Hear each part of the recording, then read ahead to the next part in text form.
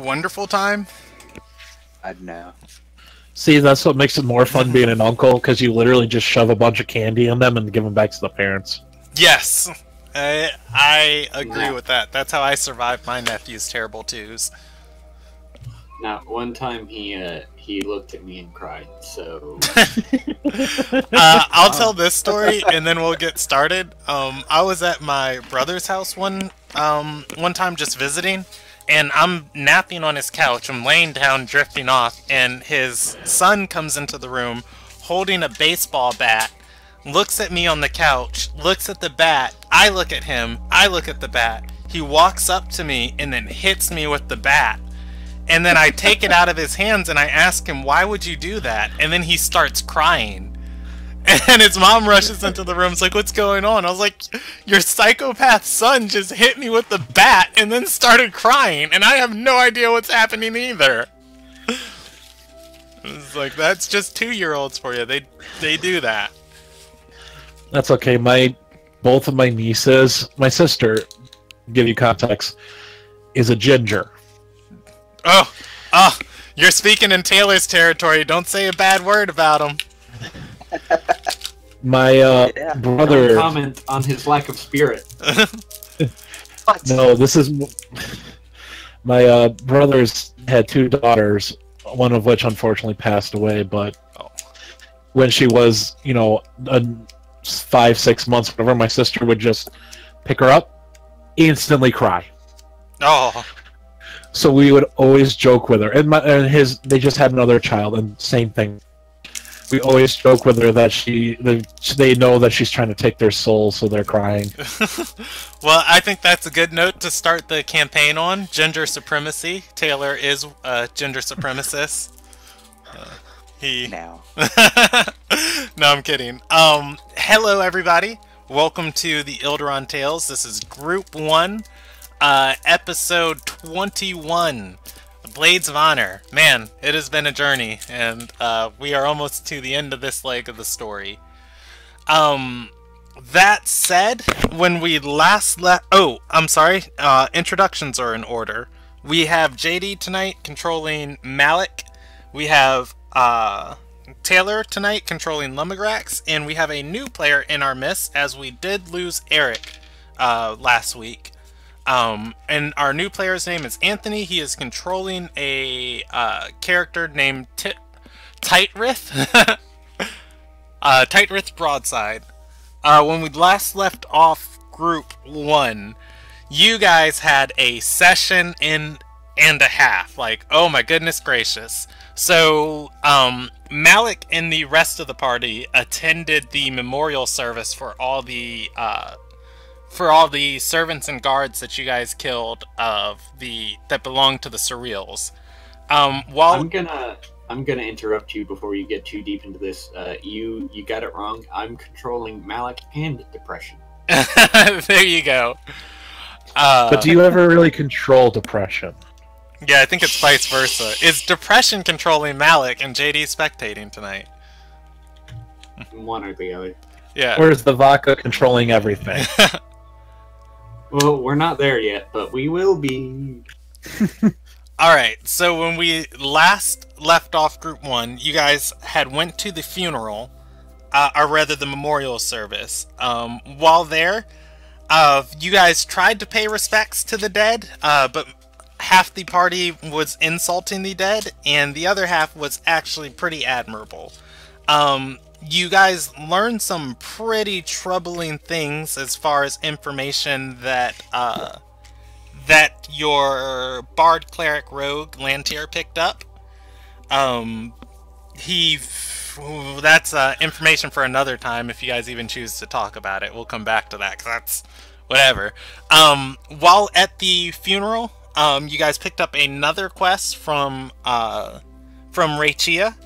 Rachia Renalpaw Surreal is the noble that Group 1 kidnapped a while ago, and they eventually apologized and set her free. Well, didn't set her free, ransomed her to herself, and she paid the group, and you guys are somewhat friends now.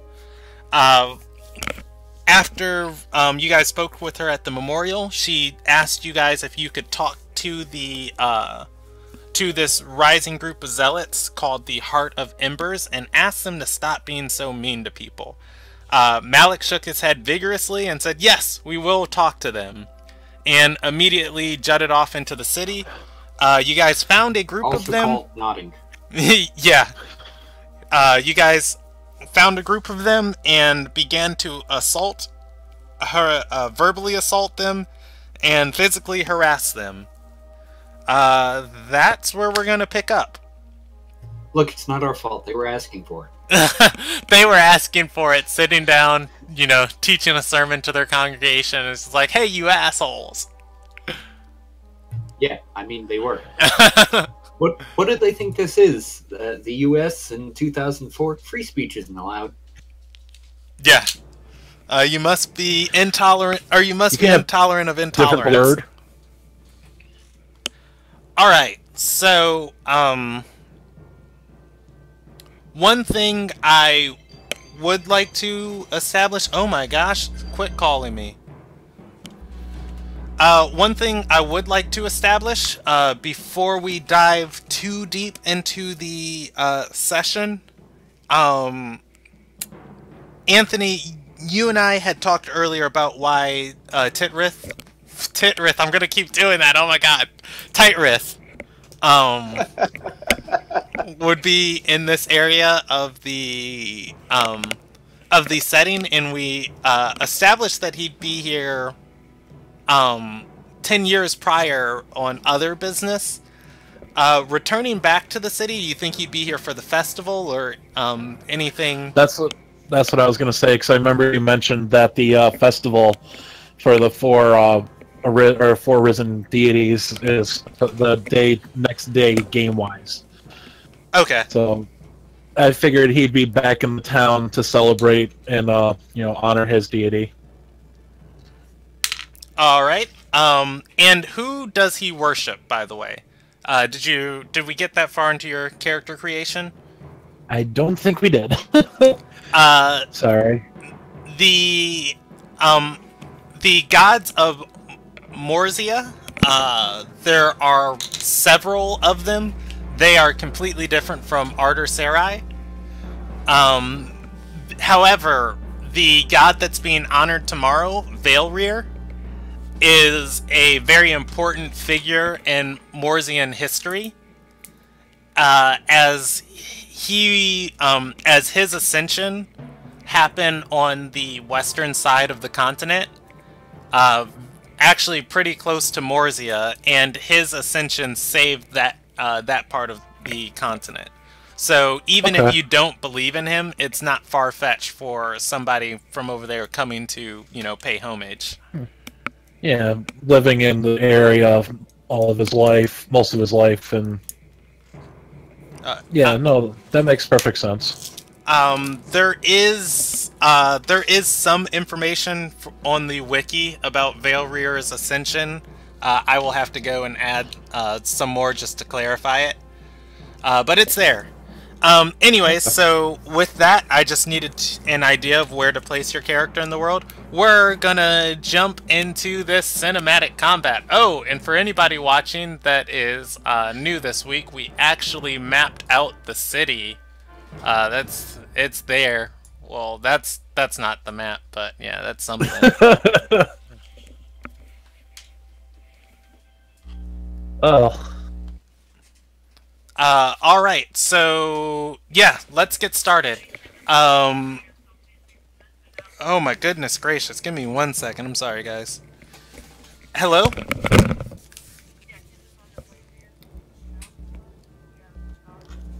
This is good stream. Alright, I think I don't know where I got him. Alright, I love you, Ma. I'm in the middle of something. Alright. Bye. Alright, sorry about that. Oh my... Not a conducive night for D&D, man. Blame the hurricane. I know, right? We have family in town that are staying with us that live in Florida to get away from the hurricane. So, anyways, yeah, we have the map. It is up on the wiki of the city. So you guys are in the part of town called Aline. It is a residential area on the outer sphere of the city. And you are in the middle of a small market square, squaring off against about 13 of these zealots. The one that is preaching is squared up, face to face with Dirge, the half-orc barbarian. And the rest of the party is walking into this area. These market squares once again have sufficient cover from the elements, as they are in between 4 houses. With that, I'm going to turn it over to the party. What do you guys want to do? Nobody has officially thrown a punch yet. Dirge threw ice-cold water at the sky. I cast Mage Armor on Dirge, right?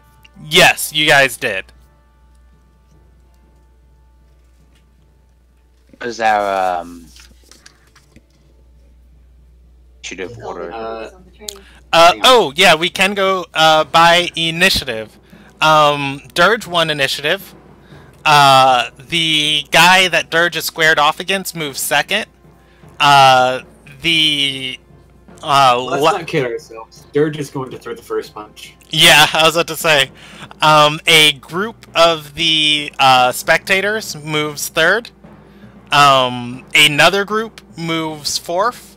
Woody, oh my gosh, controlling Woody too, I forgot about that. Woody moves fifth. Another group of spectators moves sixth. Grax is seventh. Another group of spectators after Grax, and then Malik and Nomad, who is also still here. So yeah, Dirge is gonna rage and say, "I don't like the words your mouth is making," and he's gonna throw a punch. And it's going to hit and deal a very good amount of damage. I'm going to roll on roll 20 for now on. I just got to grab my laptop so I'm not showing off his character sheet. With that, oh my gosh, this is just going to be me talking for quite a while. The captain is going to... Yeah. The captain is not going to like that. He's gonna recover from this punch, stand up, and start to cast a spell.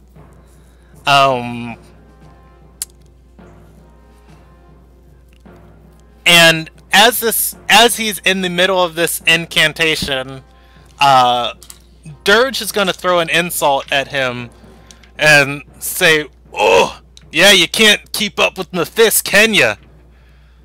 The man is instead going to stop the incantation, crack his knuckles, and slug back at Dirge.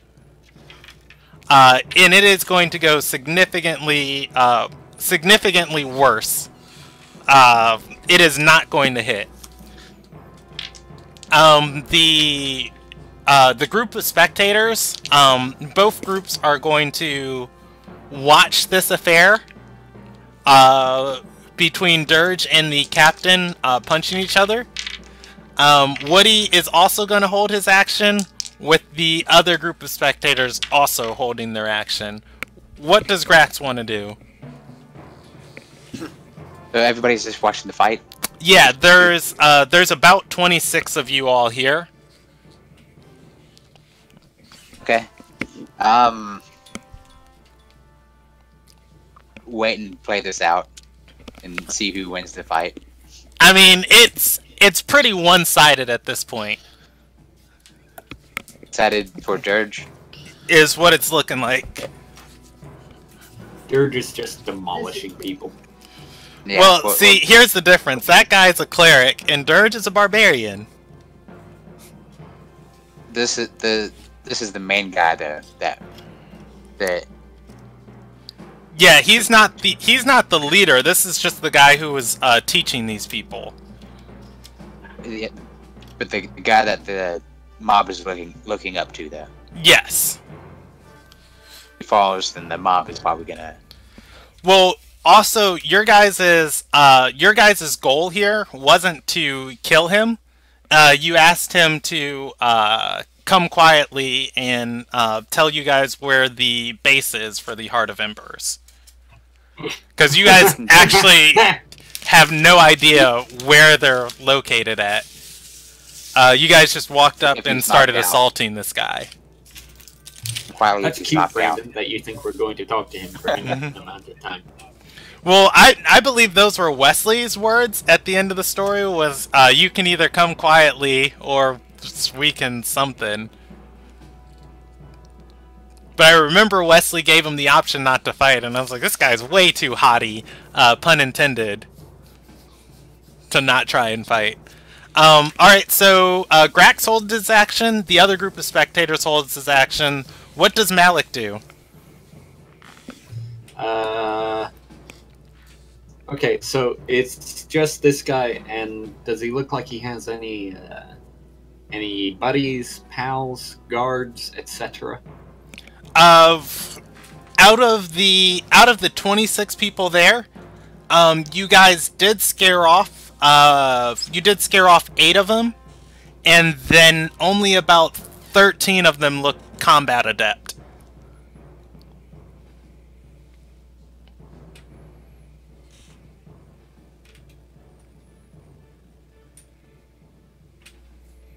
However, they have just kind of stood and backed up, and it's kind of like that formation of a fighting circle of, you know, your classic World Star Hip Hop video of 2 people about to fight. I got you.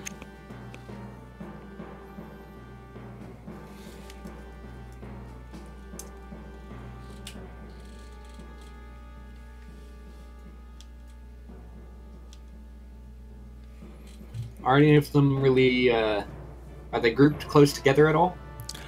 Yes, they were sitting in the middle of this market square together listening to this guy.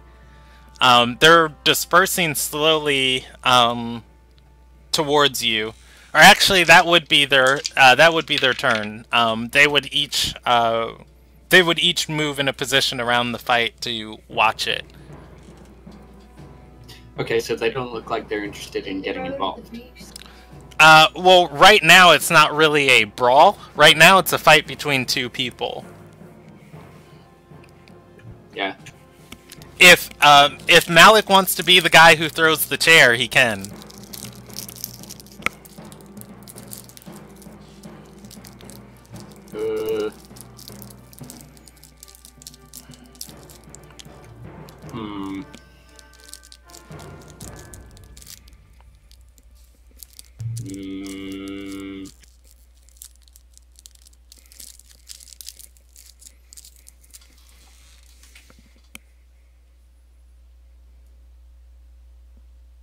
I'm gonna try.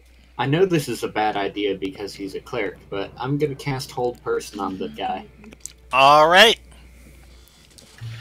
He needs to make a Wisdom save, DC 16. Every time a sentence is started with, I know this is a bad idea, it's gonna be entertaining. Oh, he's gonna make it. Shocker. Hey, JD. Go ahead and roll me a wild magic surge. Gladly. 15, so no. Alright. Congratulations. You don't ruin this fight. This doesn't become a boss encounter.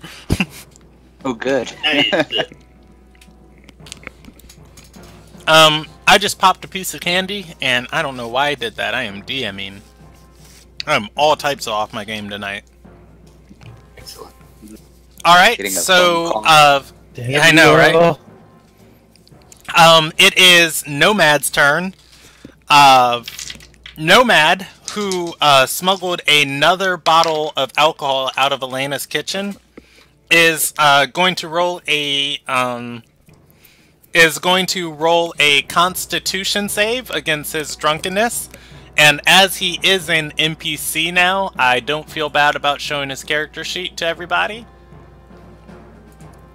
We're just gonna go ahead and click that. Nomad is going to what's he know? Nomad is going to I'm gonna roll a percentage die on this. Because he's attacking. The idea that this is a one-person thing isn't quite registering with him, and he's gonna raise his hand. You guys see Nomad stumbling back and forth as he takes a drink. He's gonna raise his hand and say, "They like fire, right? I can cast fire bolt." And you're gonna see him start this incantation, and it is a lot longer than firebolt. It goes off, and it is a fireball.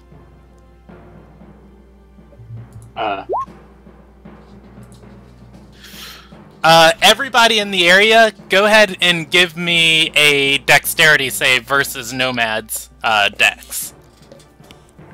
Our Nomad spell save. And the area.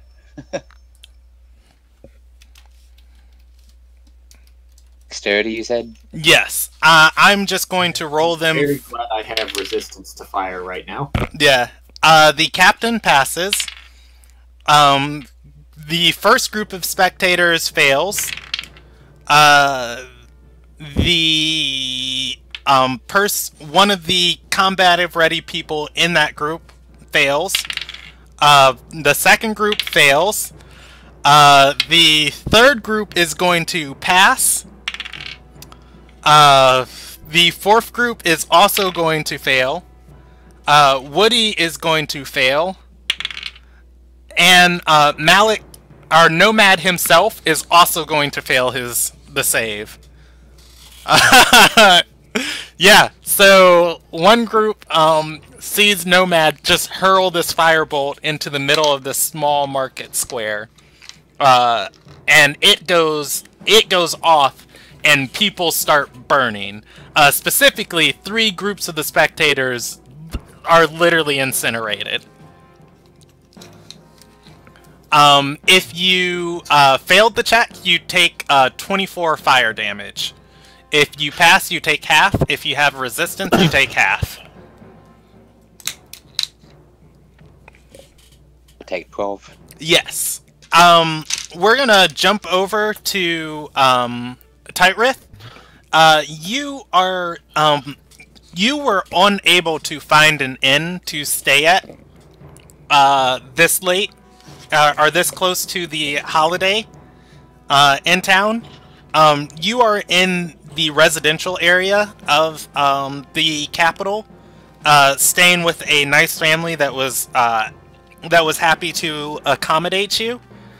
You hear this terrible blast go off coming from the market square behind their house.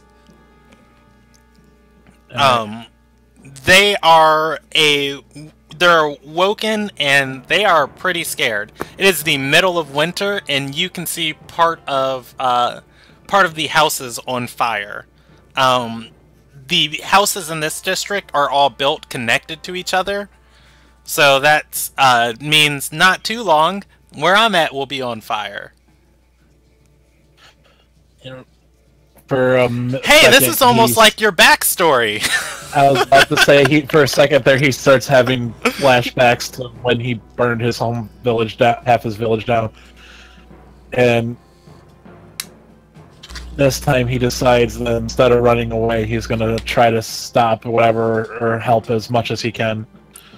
So he runs outside to see where the flames started and see what he can do to help. Alright, go ahead and roll me initiative. You'll join combat next round. Oh, I didn't roll Dirge's. Dirge fails. Alright, so, Nomad said, screw y'all's wild magic. Is he a sorcerer? I think he's a sorcerer. Does he have... Oh my god, tell me he has, wild... Or he has, Oh, no, his comes from a different place. Alright. No wild magic surge. Alright. My initiative is 14. 14? Cool. You are going to, move just after Woody. Right. I will describe to you the scene when your character gets here. The captain's gonna, jump out of the way of this, and as such, Dirge's next swing is going to miss. As, Dirge tries to, hit this guy again, the captain is enough of a range to kind of dodge back and lean out of the way of this hook. He's going to swing back and not touch Dirge's stupid AC. Oh my god, if this guy only hits with the 20, I'm going to be very mad. That said, the people who are currently on fire and the ones not on fire... Oh, not dead! Ah, I gotta... There are several bodies near you guys that are actually burning. Like, horribly scorched and burning. However, the people are still alive. They're going to run off, patting the flames, and exit combat. That is going to be the group that lived.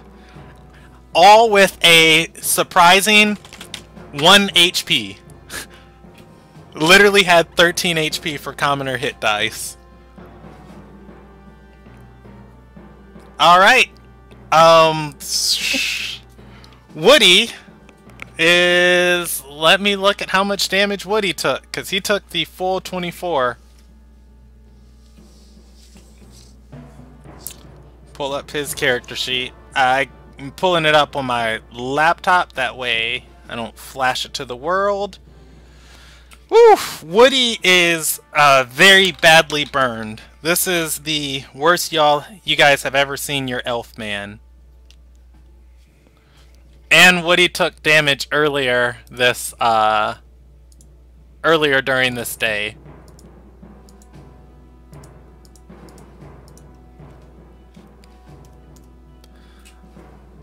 Alright,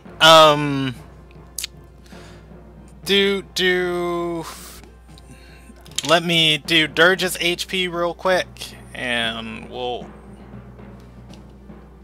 Oh hey, Dirge takes half, that's cool.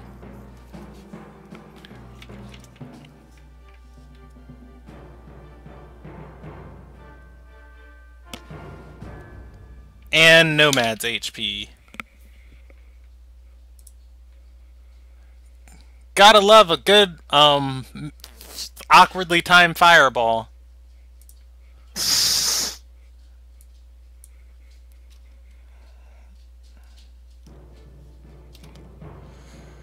Alright. Woo! Everybody looks to be on the, verge of death. That said, Woody is going to spend his turn healing himself. Woody casts Cure Wounds on himself.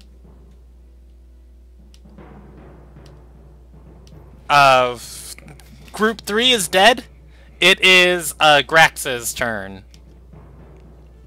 Wait. And Woody's gonna yell back at Nomad, "Watch it!" Nomad doesn't seem to have comprehended what he said. He is visibly intoxicated. I thought I was going after Woody now. You are? You're entering next round. Oh, okay. who's left? Is just the cleric guy? Yeah, it is just the captain. There are burning bodies everywhere around you.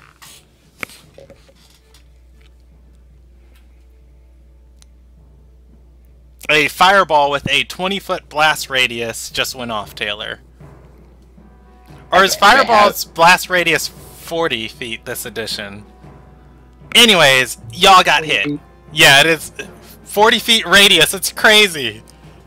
20 feet. Oh, 20 feet. Okay. Radius. Go ahead and decide what you're gonna. The man looks. He just started bleeding.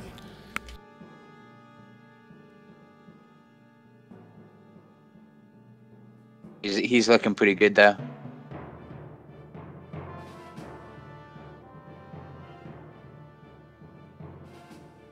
I tried to subdue him.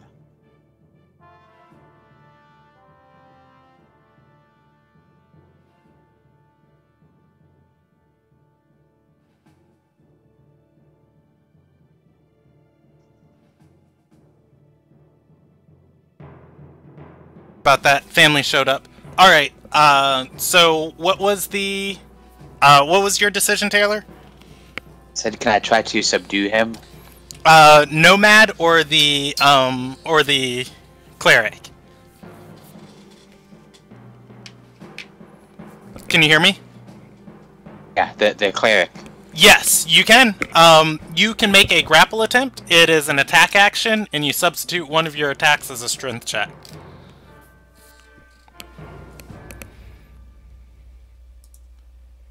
So go ahead and roll me an athletics check, and he's going to oppose it.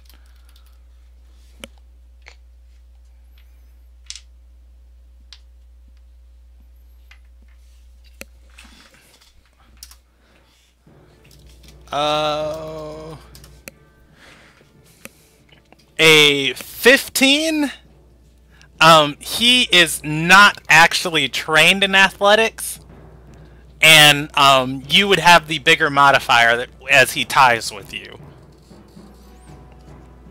Right. You grapple with him as he is currently dodging a punch from Dirge. He turns and sees you, and you put your arms on his shoulder, and he tries to bat one off and gets caught by the other one. You win the grapple attempt. Yes. His speed becomes 0. You have another attack.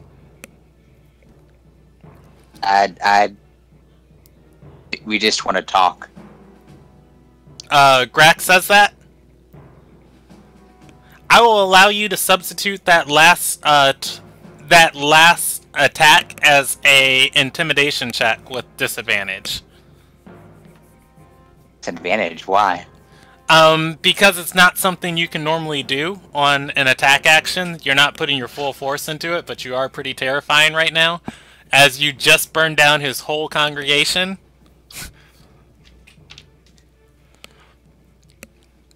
Alright, yeah, you'd say you just want to talk. He's gonna respond pretty quickly. This doesn't look like talking! It is Malik's turn.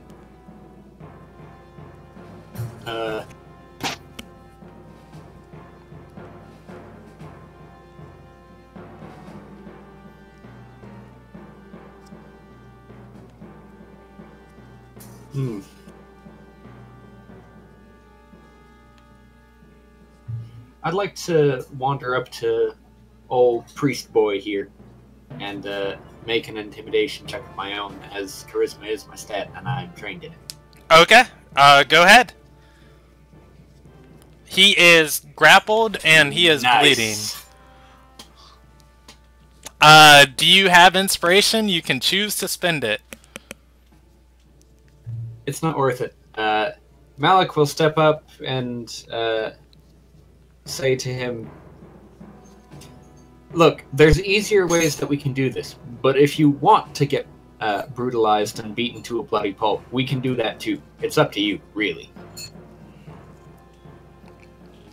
Alright, he looks like he's considering your words. That said, oh, it's Nomad's turn. He's gonna roll another percentage die. Or no, I'm sorry, he's rolling against his drunkenness. Oof. He's going to stumble and trip, and he's gonna say, "Yeah, they're." Oh, and he looks into the bottle he was holding. The alcohol that was in it evaporated in the heat from the fire. And he's gonna get sad for a moment and say, "There's easier ways. Let's kill him. He burned the alcohol. We should kill him."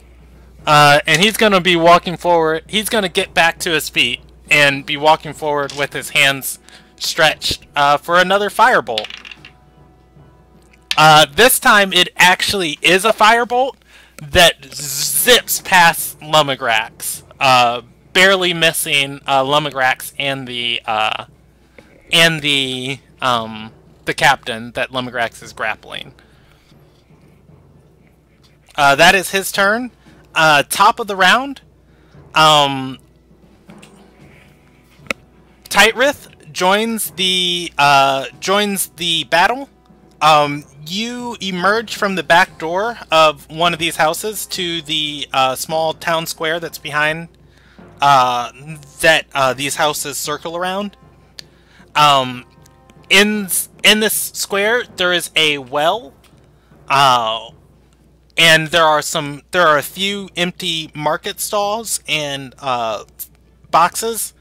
They are all on fire. Well, market stalls, boxes. The house furthest to the east is also on fire. It is the one that seemed to catch most of the hurled flames. In the center of the square, you see a ragtag group grappling down a member of the Heart of Embers. These guys have been harassing you since you've been in town. You recognize their clothing in the way they carry themselves. You also see a large amount of burnt corpses in this alleyway too. Or not in this alleyway, in this town square. That said, it is Dirge's turn. Dirge is raging, and I don't know what Wesley would do, so I'm gonna roll above 50. He's gonna keep fighting, and below 50 he's going to stop. He's gonna kneel down next to this guy, and also take his crack at him and say, "You better listen to them." However, Dirge is not one with words. This guy doesn't seem to want to listen to Dirge, but he does seem more willing to talk to you guys. Moving down the list, Woody is gonna... does he have any mass cure spells? Because you guys could... Woody is actually... I know what Justin would do right now. I don't even have to ask. I just need to see how he would go about doing it. Wow, he is a pure supportive character.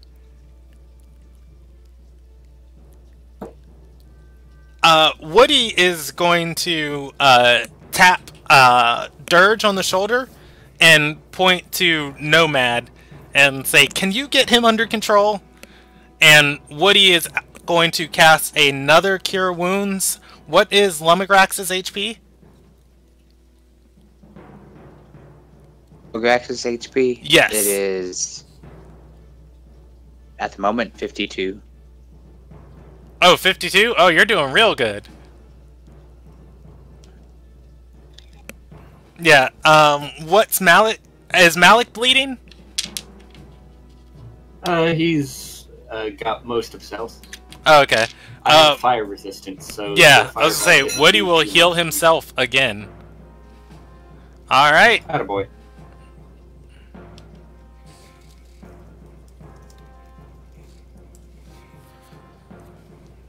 Alright, it is Tightrith's turn. Alright, so you said there's a well in the middle of town? In the middle of this square. Yeah. Can I got how far away from it would I be right now? You this area isn't very massive. You'd probably be about 25 feet from it at most. All right. Would I be able to see if there's a bucket like in it? There was. It is currently being burnt. These flames are fresh. It is not. The bucket's still usable. All right. So what I'm gonna do, and tell me if I can't, because it doesn't say it takes an action, but I want to cast Fly. Casting a spell does take an action. Okay, and what? So, all right. So I guess I won't use Fly now. I'll run up to the well and get the bucket inside of it, the well itself, to fill it. Okay. Actually, you can interact with an item for free in your movement. The bucket is not at the well. It is next to the group of men grappling each other. You run by, grab that bucket, head to the well. The rope there is currently burning. It will probably last long enough to safely lower the bucket into the well. Well, I can use Mage Hand to lower the bucket in, get the water, and pull it out. Correct? Yeah, I believe your weight limit's like 5 pounds. So, yeah. So how much would the bucket and the water together be, would you say? If you half fill the bucket, it would be 5. Okay. So I'll do that much with Mage Hand, and once I lift it up, I'll take it and just start throwing it into areas where I can, do the least or the most splash coverage to try to put some of the fire out. Okay. There is also snow. Well, I lied. There was snow in this area. Yeah. All right. You start firefighting. You guys are going to see a small dwarven man, which is very rare to see in the world, by the way, sprint out of this house, like, not even hesitate on what you guys are doing to this guy, grab the bucket from near Dirge that he used to splash this guy, and just start trying to fight some of these fires Nomad made. It is Malik's turn. Or no, it's Lumigrax's turn. I was about to say, that was fast. Mm-hmm. Oh, wait, the captain gets a turn. I'm gonna roll him a percentage die, man, because he's in 2 boats right now.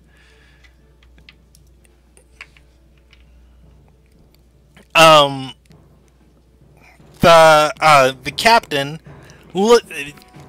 abandoned by, and when I say abandon, I use quotation marks, abandoned by his faithful followers, is going to look at you guys and say, "What is it that you want?" It is Lumigrax's turn. At the end of this round, we can end cinematic combat if you guys choose to not fight him. I let go of my grapple then. Alright. If we're all like surrounding him, right? Yes. And by all, it is, you, Woody, Dirge, and Malik. Nomad is stumbling drunkenly behind you guys. I'll let go of my grapple, and I'll let you guys go. Alright. Oh, by the way, as you let go of the grapple and you see the dwarf, fighting the fires, it looks very familiar to the guy who saved Lumigrax way back in Lumigrax's backstory years ago when Lumigrax was kidnapped by a cult. Lumigrax recognizes him as Tightrith, Broadside. Oh, go ahead. Lumigrax stares at him for a second. Outside. Sorry, what was that? Calls out Broadside. Alright. Looks in your direction. Alright, we're gonna go to Malik's turn, then Nomad's, and we're gonna end cinematic combat. JD, what's Malik doing at this time? He's going to look at this guy and say, "We would like to talk. If you'd like to talk back to us instead of getting pummeled in the face, that would be greatly agreeable." Alright, Nomad's turn. Nomad is still stumbling towards you, and he's going to... Oh, let me roll against his drunkenness. I've been rolling this drunkenness as a death saving throw. Above 10, he can beat it. He's gotten a 1, a 4, and a 9. Nomad has a problem, guys, and you should sit down and counsel him later. Nomad is going to put a hand on Malik's shoulder and say, "Time for talking's over. He ruined that when he threw the fireball." And he's pointing his hand again at this captain. He shoots a point-blank firebolt at this guy's face, and once again misses. This thing blasts into the ground, just splattering in a small burst of flames. With that, combat's over. Dirge comes and grabs his hand and lifts him into the air and says, "Hey, you're done." Nomad shrugs.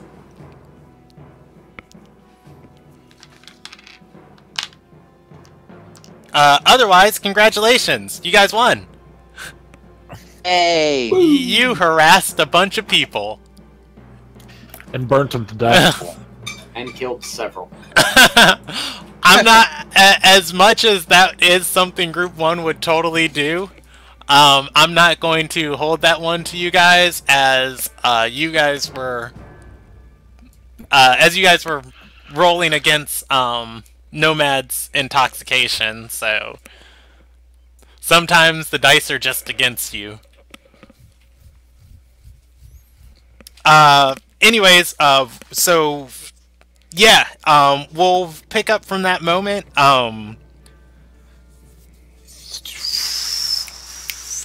Tightrith notices or recognizes Lumigrax.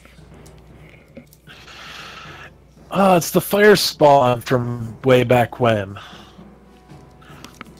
No time for pleasantries. We gotta put this out before it spreads through the rest of the village.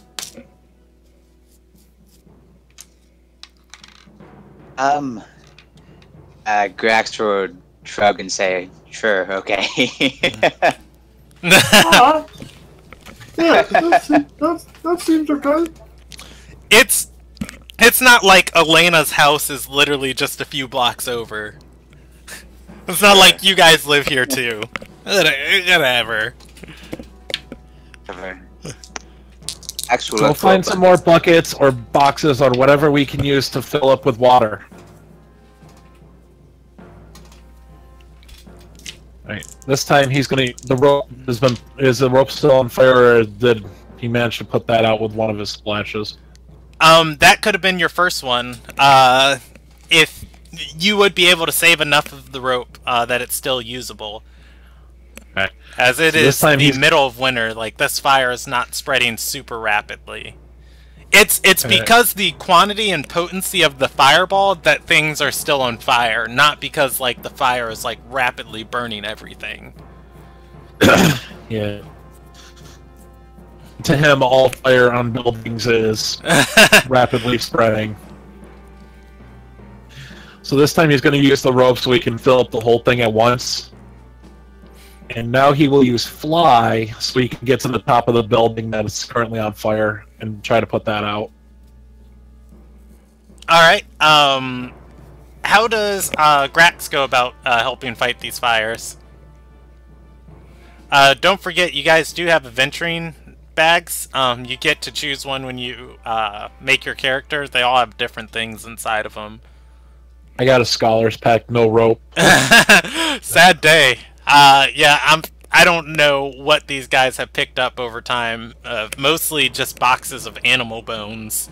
So I'm just seeing what everybody has. The Explorer pack. Hey, there's rope in there. There's no water in the rope. Rope catches on fire. You can kick dirt onto something. Doesn't Grax have... Oh, Grax has lightning breath. Never mind. Yeah, that'd probably not end well. A lightning breath. I'll look for something for water. Alright, you're able to find a few buckets near a barrel that are not on fire. Hey. Very well.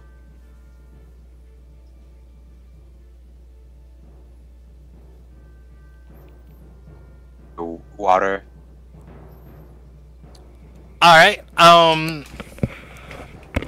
yeah, after probably about a half hour, or probably a little less than a half hour, and some other commoners coming out, because, you know, you guys aren't the only folks here, are going to come out with blankets and kind of smother these fires and the carts before they can spread much of anywhere. And with the residents working on the things in the square and Tightrith focusing on the building, you guys are able to stop the fires from causing any considerable damage. That whole time, Woody spends tending to the wounds of the party, and Sturge spends holding Nomad down.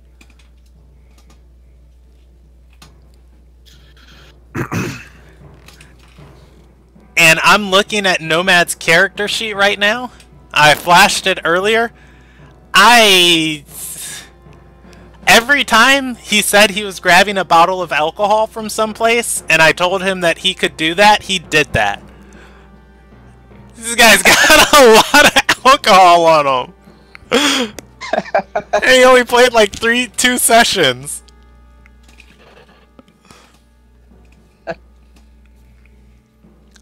Alright, so I guess Tightrith, if the fire's been contained, will regroup with Grax and the rest of them.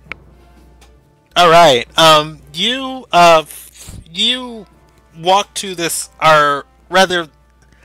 this is a very eclectic group in front of you. You have Lumigrax that you recognize as a fire spawn. He's traveling with this strange foreign man, who is, I guess, preparing to talk to the zealot, that's captured in the middle of this circle. Accompanying them is a elven man who's been healing the wounds of his party, and there is a large half orc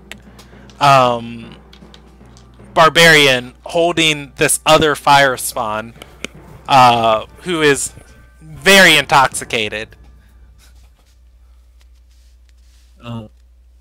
Since Tightrith was having issues with the guys here, or the not cult, but Heart of Embers.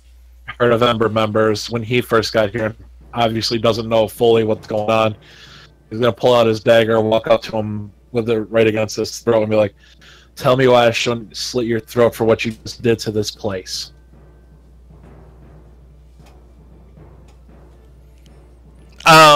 Woody is gonna say, "Yeah, that guy tried to burn down this whole place." It's kind of weird that Woody's jumping in on that the elf is jumping in on your side. You really don't know him that well. He rolled a 1 on that deception check, so.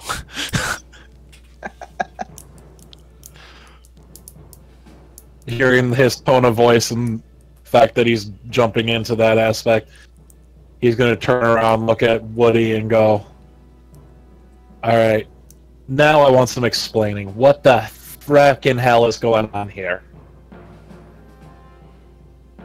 The captain is, who's currently surrounded, is going to say, "I would like to know just as much as you."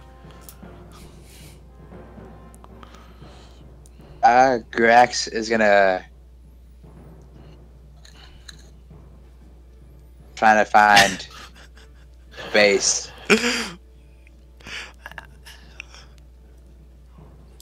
Would you like me to give you some guidance, Taylor? Guide me, O faithful leader. This is what Grax wants to say. We're here to talk to the Heart of Embers about that noble that they didn't kidnap, and tell them to stop trying to kidnap that noble. There you go. That's your mission. Yeah. Framed them for. Yeah, you guys framed the Heart of Embers for kidnapping Rachia, and Rachia asked you guys to talk to the Heart of Embers and ask them to stop.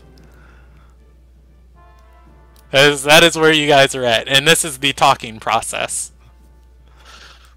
So does he convey that whole part to me, or...? No. I'm just telling Taylor where he's at. If I don't remind them, the group goes off on 5 different other tangents. I don't feel like he would say that. It is up to you, Taylor, what you say. That we were only trying to find the Heart of Embers.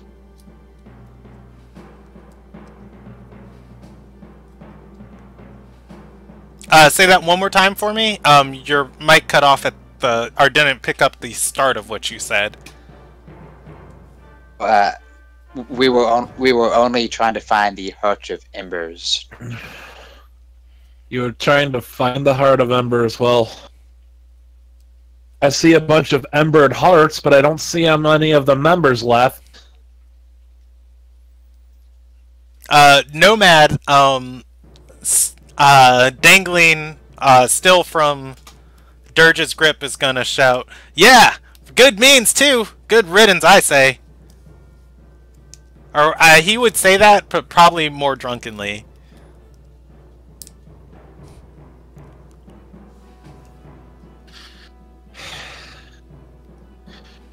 He's gonna put the dagger away and just step back. Well, if you have business with him, that's fine with me. I could give 2 flying shots if he lives or dies, but setting the entire city on fire is not something I'm going to allow.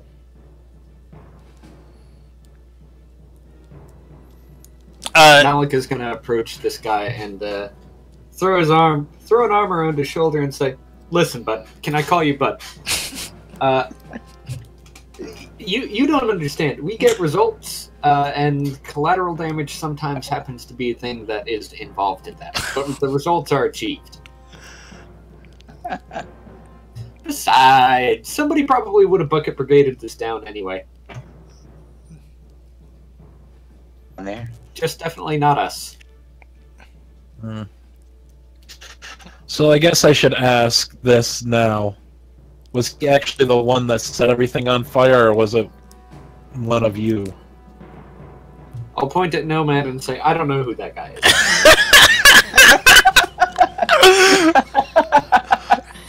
In all fairness, Nomad did just kind of start following you guys around, and you never told him to leave. Yeah, exactly. Nomad's gonna say, "What fucking what? You? I don't know who you are." Yes, thank you for supporting my point.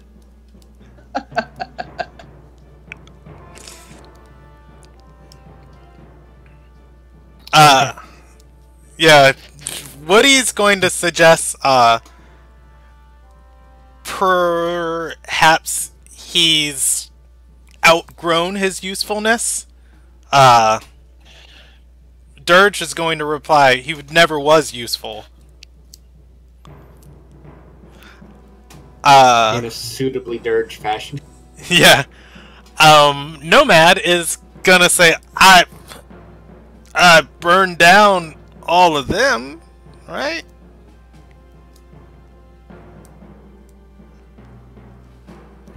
Malik says, yes, and you did that fantastically. It's just at this moment we didn't really need that. If you had joined us a few nights ago, definitely. But now, not so much. He'll turn back to the guy who he's got in an arm around and say, that said, we appear to be missing a team member. Would you like to join up and attempt to control our crazy and chaotic ways and minimize the amount of collateral damage that we do? If in the first 5 minutes the collateral damage I'm putting out is a city block being set ablaze, I don't think I'll be able to control it. That being so much said, as mitigate a certain percentile of it. Fair enough from that point. Consider That the being following. said, If we are alone, we destroy an entire city block. If you are with us, we destroy half a city block. Which would you prefer? I just met you and already I'm a babysitter. No, whoa. We don't need babysitting. I would hate to interrupt this wonderful moment of loving roleplay, but actions do have consequences. As you guys are sitting here talking, a flurry of feet are going to move into the market square. 8 town guards show up to the scene to investigate the sudden blast or explosion of fire that happened here. They stumbled into the scene of Dirge dangling Nomad from his feet, and the Heart of Embers captain standing in the middle of you guys. They're kind of speechless. Malik will glance at Dirge and say he's not out of usefulness yet.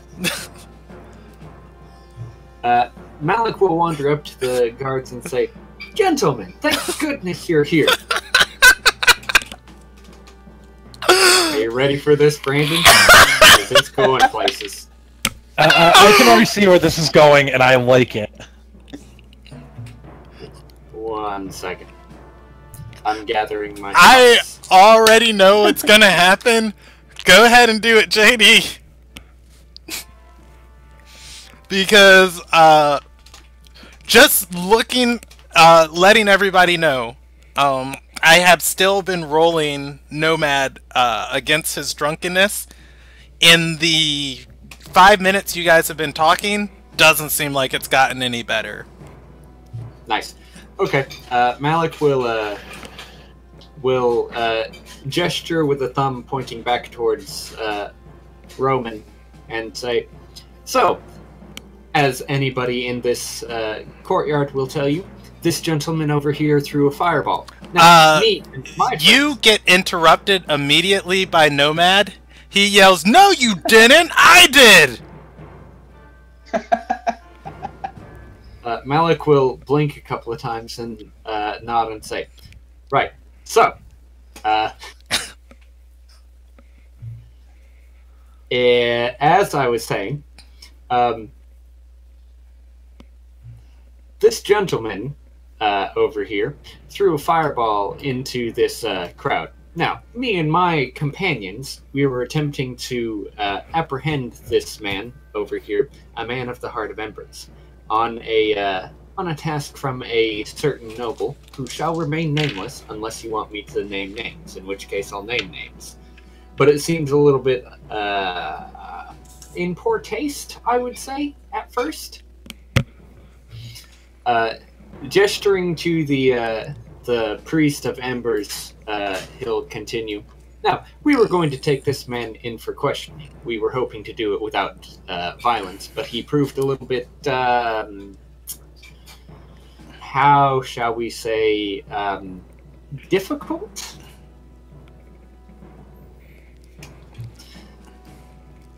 Roll me a persuasion check. You got it. Alright. I don't know what the result is because I didn't have the screen up. There we go.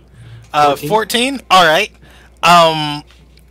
As you are talking, there is one guard just nodding vigorously as you're speaking, just like absorbing every word, very engaged in your story. Another one, when you mentioned that you apprehended Nomad, seems pretty impressed about it. The final guard listening to you out of the 8, there are 3 step forward. The final one doesn't seem too much to be taking in your story, and he says, "Hey, look, we appreciate you rushing to the scene and trying to deal with," and he's going to nod towards the Heart of Embers, Captain, and he's going to say, "But vigilantism, it's not needed around these parts. Save the adventures for the roads." Malik will nod and say, "Right, of course. We will keep note of that for future reference. Now, if it's all the same to you, we'd like to take this man in for interrogation."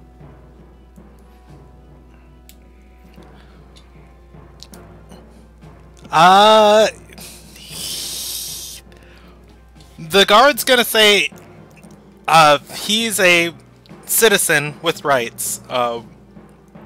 We can interrogate him if you like, but otherwise it's his choice.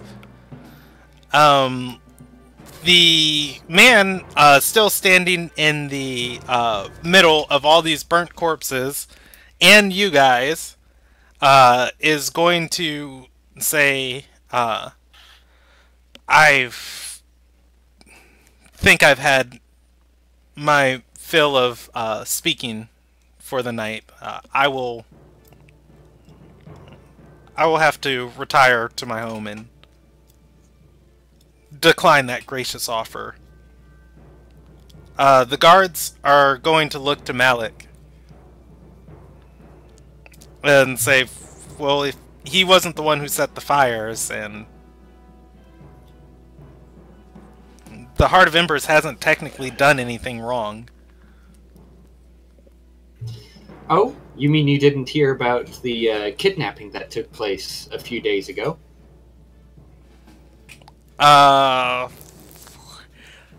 Did they? I'm gonna roll them a knowledge check or an history check on that. They're going to look dumbfounded between one another and say, "Kidnapping? No one was kidnapped. Were they?" One man shrugs and says, "The Ruby Shadow's always grabbing people."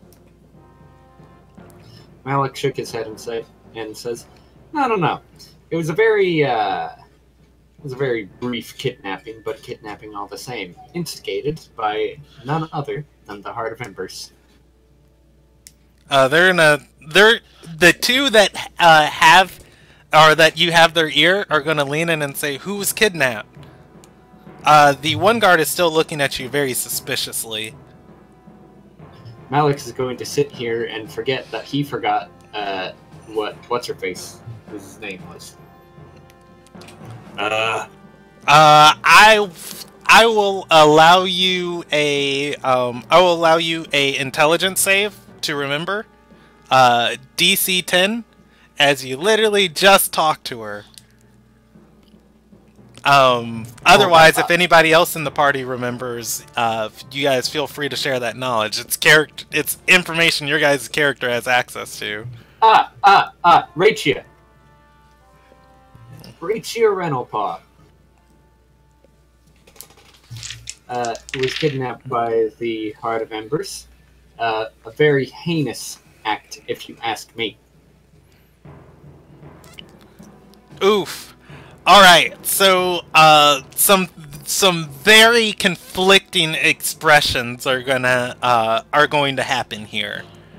You're going to say that, and these guards whose attention, the guards whose attention you have, you're gonna lose them. They're gonna kind of get a little disinterested, and showing maybe a little bit of dislike at the name.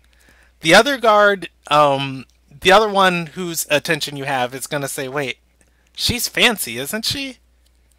However, the one who has been looking at you suspiciously this whole time, who's been the only one disputing your claims, is going to say, wait, Lady Surreal's wife? The one and same. He's gonna look back at his, patrol and say, men, we're here to apprehend the ones who started that fire. The business of private citizens is none of our concern. And he's going to look back at you and say, for this evening. Malik nods and gestures towards Nomad. Then by all means, we will deliver him into your hands. And once again, anybody will tell you, we were also caught in that blast. Clearly, we had no connection to this man. But the Heart of Embers is just so insane. This man, who is very clearly a member of the Heart of Embers and allied with this priest here, has set us all ablaze in order to create more chaos. Nomad is... Deception check. Yeah, go ahead and roll a deception. Nomad is going to start coming to. Oh. Natural 20. And he's gonna look at like the scorched area and then look at Malik and say, "Wait, I did? Did I?" He convinced Nomad he's a part of their group. With that 25 on deception, I'm pretty sure I've convinced myself that's what happened. Wait, let me roll an insight against myself. I'm convinced. Don't forget that you guys met Nomad as he was fighting the Heart of Embers. So yeah, Nomad is given to the guards. They arrest him. He stumbles and starts slowly sobering up as he has not had a drink in like the past 20 minutes. And he looks very confused about this situation. Can I toss his booze to him? He burned it. Oh, did he? Yeah, the drinks he has left are his sealed things inside of his sack. He's got alcohol, it's just not easily accessible. He burned what he was drinking. That said, the captain is still there.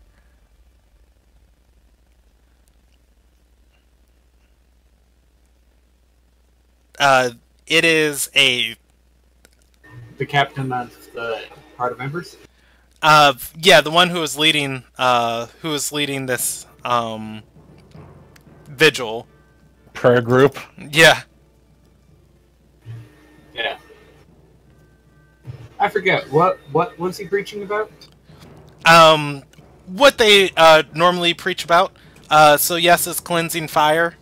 Not only burning the Terai off the face of the planet, but everybody who's not Sun Sarai too. You know, basic stuff, social cleansing and all that. Stuff. Yeah.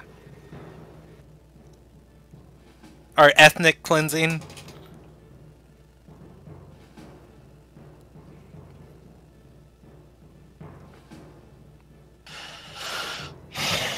Well, Titrin is gonna. Now you got me doing it. Is gonna walk over to Malik. He's gonna walk over to Malik and pat him on the back and saying, "You might not so much need a babysitter as a backup coach there."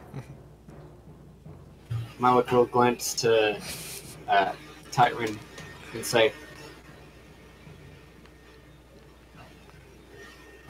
I don't understand that reference.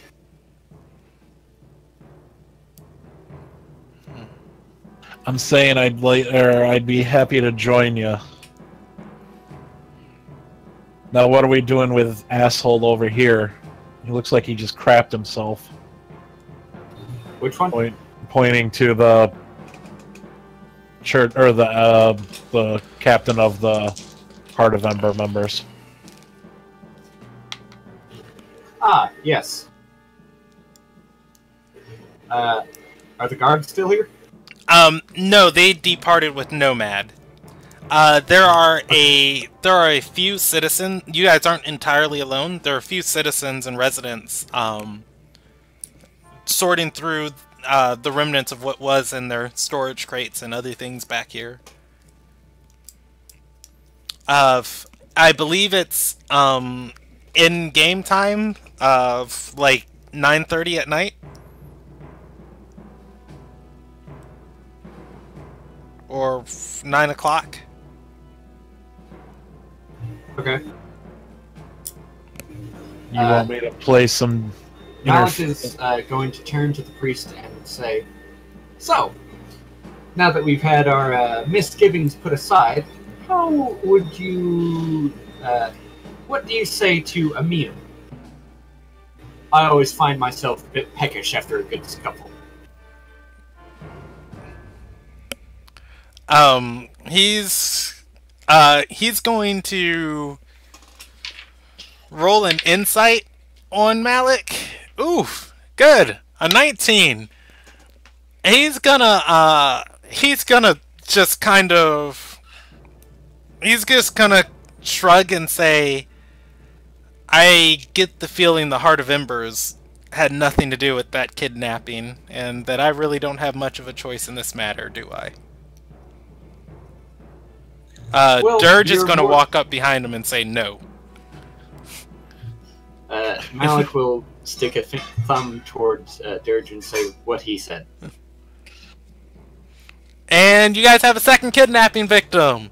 Hey! Woo, yay! Alright, where do you guys want to go? I can read you off some taverns in town. As it is very close to the Wake of Earth, they would all still be open now. Unless you guys have someplace specific you want to go. Tyron is going to look at Malik and say, we should probably find one that's not too crowded. Less peering eyes. I'll agree with you there. I mean, not to say anything, but we kind of all stick out like a sore thumb right now.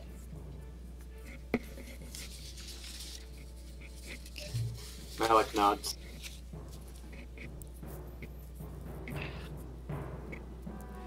I'm not sure where you could have gotten that that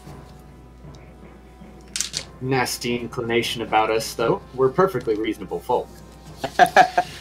In the 10 minutes I've known you, I found out you framed a kidnap. I found out you framed a cult for a kidnapping and then kidnapped one of their members, threw one of your friends to the wolves and set a town block on fire. Good folk I wouldn't use as a term for you. Malik shrugs and says, "It's all relative anyway." What's Results Grax are- doing right now as this is happening? He's. Aren't we searching for an inn? Well, you guys are about to. You're concluding like the market square. I'm just wondering what Grax's reaction to all of this has been. Grax is gonna have the kidnapped guy over his shoulder. He's capable of walking. Oh no, he's not. All right. He won't be soon. Yeah, the man fights against you for the first couple minutes of you trying to do that, but as Malik and Tightrith are talking, eventually he just concedes and lets Grax carry him. Tightrith is gonna look back at the captain and go, "You might want to act a little more, for all of our sake, act like you've had a few too many and you're just getting some help around at the moment." Malik nods. It's much more comfortable once you get used to it. Alright, where do you guys want to go? The nearest inn will do, we don't care. The nearest inn will do, we don't care. Alright. Famous final words.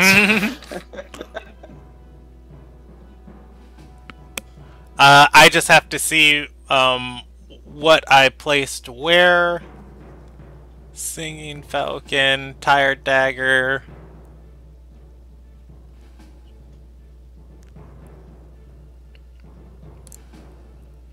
Alright. So there are two near you. You guys are in Aline. Across the bridge, and these are both equidistant from you. Across the bridge, towards Equidistant. yeah, equidistant. Towards the inner city, or rather towards the city proper, there is a inn called the Magnate's Falcon. It is oftentimes. Yeah, it is oftentimes service to the councilmen of Ardor, as it is right in front of some very important council offices. The other inn that is closest to you, these are just the two that are closest, is the Silver Dagger Tavern. I don't believe anybody in the party has been to either. Silver Dagger sounds good to me. If you're into that sort of thing. To each their own. Alright, yeah. You guys are able to head to the Silver Dagger Tavern.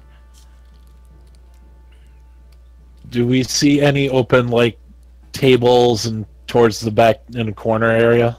I'm pulling it up now. I rolled this place up for somebody a while ago, so I just gotta look at my notes. Alright, so this close to the festival, as I had previously stated, these places are packed as the town is full of people. This tavern carries a bad reputation, and there's currently a small brawl going on near the hearth. That said, the people watching it have abandoned their table. You guys are able to find a table to yourselves. However, there's no real privacy here.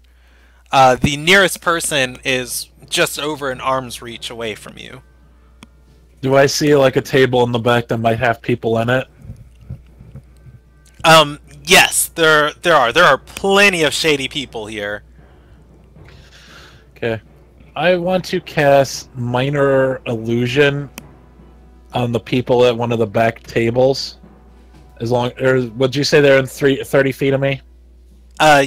you can get within 30 feet of them. This whole place is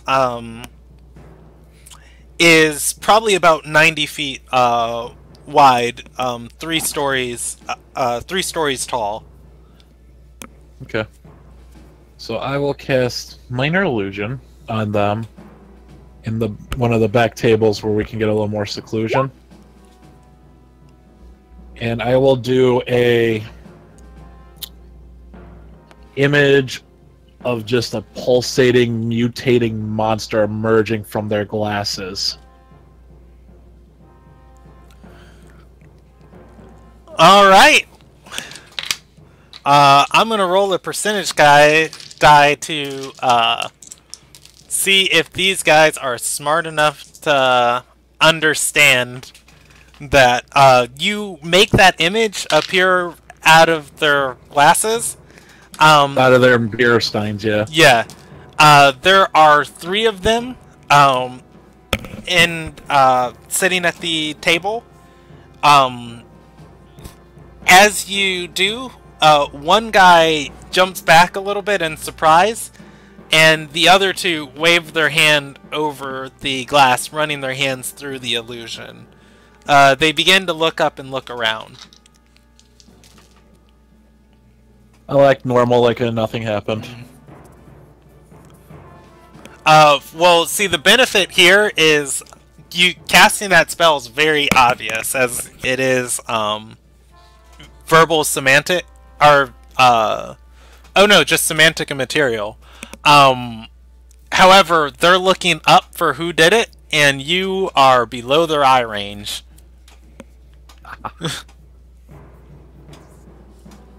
So I guess I'll head back to the table we were at. I couldn't scare him off. I tried. I can draw out the layout for this tavern, as somebody else was already here. The way it works is there is the hearth fire, and there is a small stage around it. There are people fighting on that stage. The room is long like this. The bar is right here. There's a door that is closed here, and there is a door behind the bar right there. There's a staircase that leads up right here. And around this corner, there are several tables. You guys entered through this door here. And currently you are at a table near the stage right there. You can see the bartender glaring at you guys as you bring in this guy and set him down at a table. Actually, set him down. On Doesn't seem like we're gonna. You'll sit here. I look at the rest of the group and go, it doesn't seem like we're gonna get much privacy here, but. Oh, we don't need much of it. But if you'd prefer, I could go and have a conversation with the barkeep to let us have a room. Do you think they'll have any? It's so close to the festival. There's never any hurt in asking. Malik will stand and stride over to the barkeep. All right. He is he doesn't have to try and get the barkeep's attention. He has it. Okay. He'll stand next to. He'll lean forward on the bar and say, "Is there any chance that me and my companions could get a room? We just need a single one, and only for a couple of hours." He will wink at the barkeep. He's gonna shake his head and say, "Sorry, been been booked up since this morning. Every bed's filled and every room's taken. Are you sure about every room? The room doesn't have to be particularly spotless or suitable for living in, shall we say?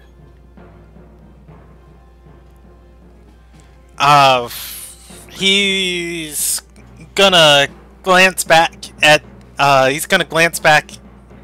the door behind him, and then say, "Are all?" I gotta count. Dirge, Woody, Captain, Lady, I keep forgetting that with us. Oh yeah, she hangs back. She doesn't say anything though. Grax, Tightrith, and that's everybody. There's 7 of y'all. 7 of ya. Yeah, he's gonna ask, are all 7 of you needing a place to stay? Not to stay per se. We just need a room in which to undertake a certain subset of activities that the general public may not be in agreement with. He'll once again wink at the bartender. The bartender's gonna look uncomfortable at your wink and not at your suggestion, but at your wink, and says, "Hey, what people use the rooms for are none of my business." Sure, and I'm trying to convey to you that it doesn't really matter what the room itself looks like. He's gonna say, if you buy some food, I can get a room together and serve you in it. Fantastic. We'd each love a round. In fact, and Malik will turn to the rest of the bar. I'd like to order food for everyone here. Okay. He's gonna his eyes are gonna open wide, and he's gonna say, "Can you afford that?" Malik will drop 20 gold on the counter and say, "That should cover it, right?" He's gonna say, "That will get you 2 servings." Malik will glance at the man and say, What?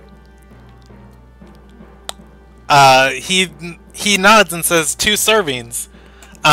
Looking around, Malik can notice there are very few people actually eating here. The food is ridiculously overpriced. Malik now sees that. He's gonna say, "Look, it's supply and demand.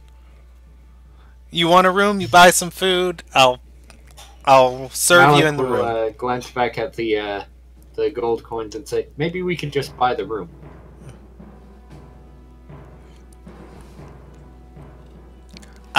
He's gonna shake his head and say, "I don't have any room. I don't have any rooms." Where are you planning to put us if we buy food? He says, "I got a storage room. I can put a little barrel in there. You guys can eat on it. Handle your business. Really don't care what goes down in there." You have a shed. He says, "No, it's a closet."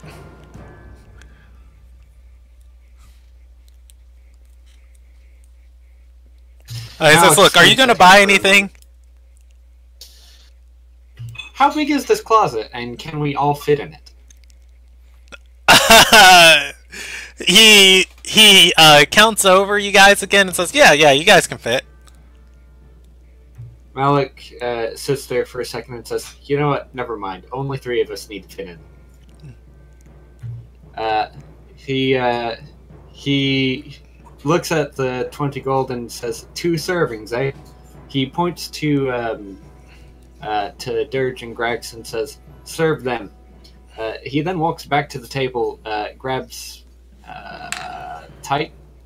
I'm just gonna call him Tight. That's Tight.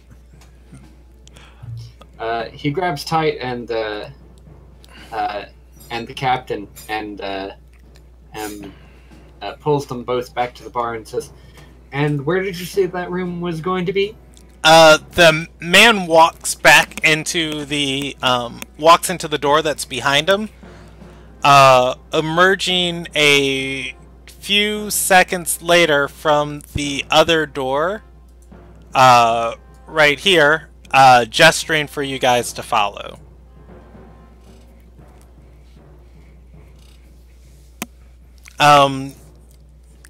The party is able to, those who choose, which the woman does choose to follow, by the way, is able to follow the man into the back of the kitchen, into a pretty warm room.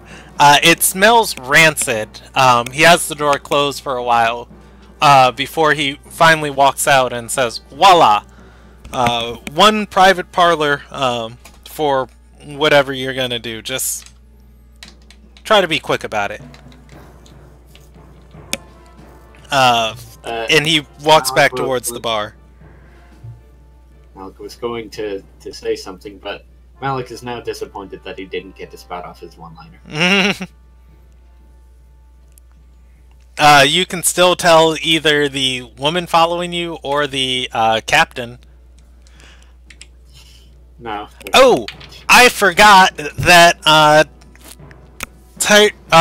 Anthony wasn't here for any of the previous sessions. There is always someone following the party scribbling in a notebook. She doesn't say anything, but she just scribbles relentlessly. So I'm gonna actually... Don't worry, we pay her. Yeah, she is the most well-paid member of the party. No one addresses her. No one says it. No one knows her name. She just follows and scribbles. He's just gonna look at Malik and go, "Is this normal for her?" Malik glances at him for a second and says, "Who?" Then remembers she's there and says, "Oh, yes. Fair enough.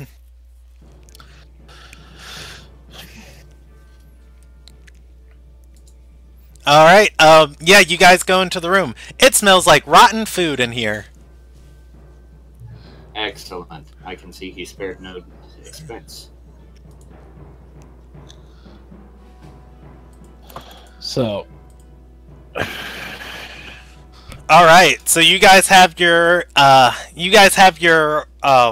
cultists in a dark, literally dank room. Okay. I'd like to look at him and say, "Alright, so here's the thing. If you answer our questions quickly and nicely, we don't have to hurt you, and you can leave with all of your body parts intact. Okay?" He's gonna say, "I thought that was the reason why I was here from the first place." Exactly. Now, we're going to ask you, where is the hideout of the Heart of Embers? Ooh, would he have access to that? He's going to say, I don't know. I get my orders from runners. Malik's eye twitches.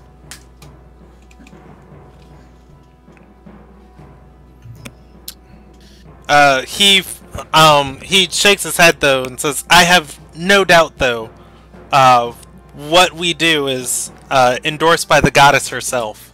I wouldn't be surprised if she's the one handing out the orders." I would.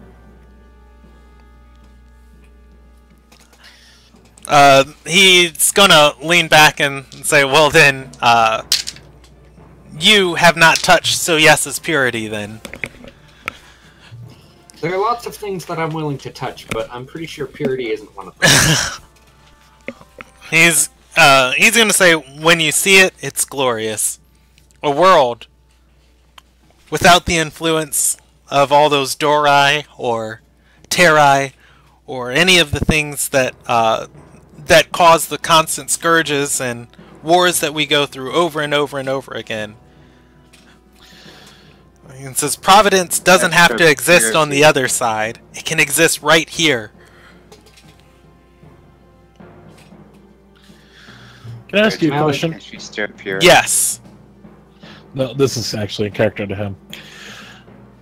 What makes you so sure you're right?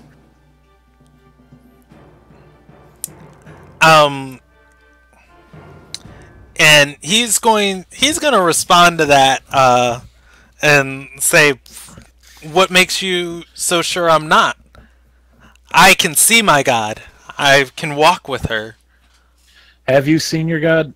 Have you talked to your God?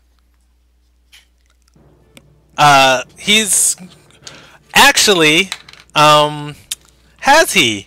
No, he's gonna shake his head and say no, but when she Then comes... how do you know they're real? He's gonna say when she comes, she is inbound, or she's on her way to Ardor, as we speak. When she comes, so shall her purity too. How do you know? How do you know that what you're doing is right? How do you know what you say is true? You've never actually talked to your God. You've never actually walked with your God. How can you say to me with 100% certainty that what you're telling me, and when you harass all these people talking about, you know, or genocide and purging the infidels, how can you say that you're right if you don't know? He's going to say with one simple display, and he's going to hold out his hand and chant an incantation, and then you're going to see fire be produced over his hands, and say, if she didn't support our cause, if our words were ringing with untruth, why would she grant us her power? That's nothing more than a cheap trick. You want to see? I can do it too. He'll cast minor illusion to create a flame the exact same shape and style in his hand. He's gonna go ahead and roll against that. Does he have to beat your spell save? Let's see. If a creature uses his action to examine the sound or image, the creature can determine it is an illusion with successful intelligence against your spell save. Alright, what is your spell save DC? 14. 14? He is just barely gonna beat that. He's gonna squint in for a second. Like, oh my god, you just shook his world. And he says, wait a minute, that's a cheap trick. But how's it any different than yours? Shake his head and say, that's neither here nor there, though. We're getting a little bit off topic, aren't we? Sorry, after you, sir. Malik clears his throat and says, please forgive the vacuum cleaner in the background. What is a vacuum cleaner? Malik will say, you guys can hear me, right? Yes, I can hear you.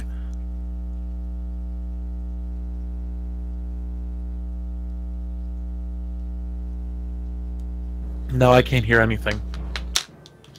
Yeah, now I can't hear you if you're talking. I could before, and then you just kind of cut out. Yeah, sorry, I stopped talking. Malik will,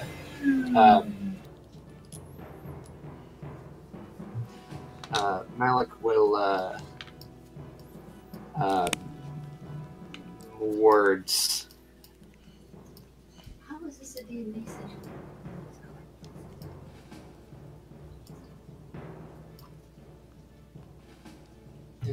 Malik will look at the man and say, okay, so you deal only with runners, right?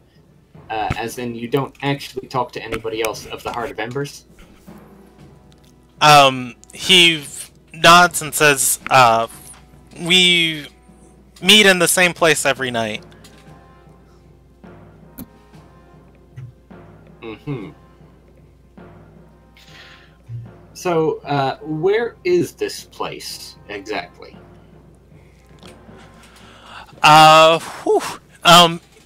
It is not too far from here, actually. He says just over the bridge, outside the Chantry of Discipline, and he describes a set of buildings on the horizon that are actually, I guess Malik wouldn't know what they were. He or rather, he's going to say there are two council offices with the open ceilings that that make the alleyway that the runner meets me in, and he always has orders, notes, and supplies. What time does he usually come?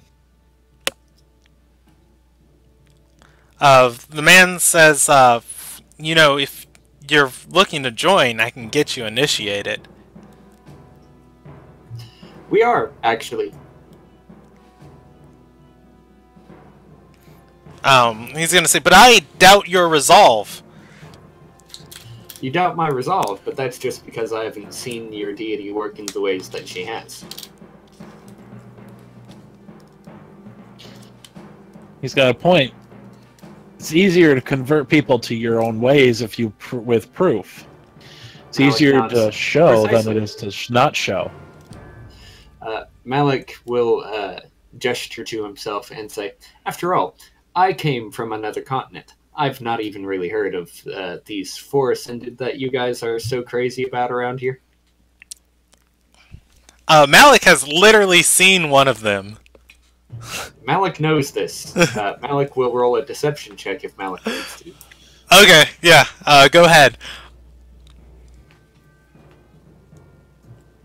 Do-do-do. Yeah, Malik's gonna say, I haven't seen one of these four ascended, and the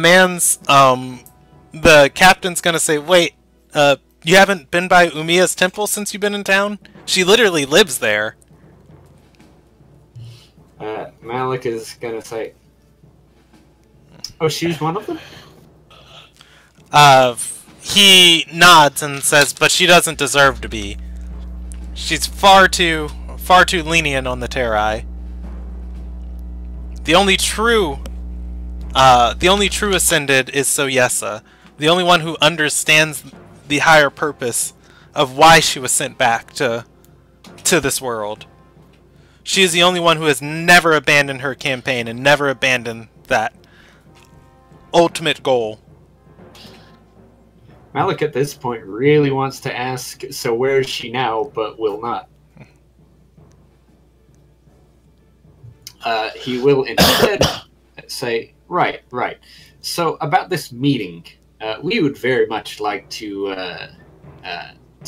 join up, but we're, I guess you'd say we're a little bit shy, to be honest. I've never, myself, been big on the religions of the land. Malik will glance towards Tyrell and just give him a look of, what are you doing? What are you doing? I've never been one, but I've always been fascinated to see what drives people to worship the gods the way they do. So I want you to show me what drives you to do what you do. Show me why you're so devoted to your god.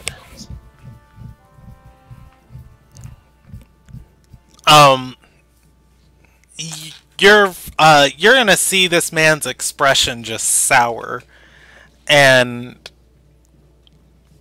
say it's not my god that drives me to devotion, or what I've seen from her. It's what the world has shown me.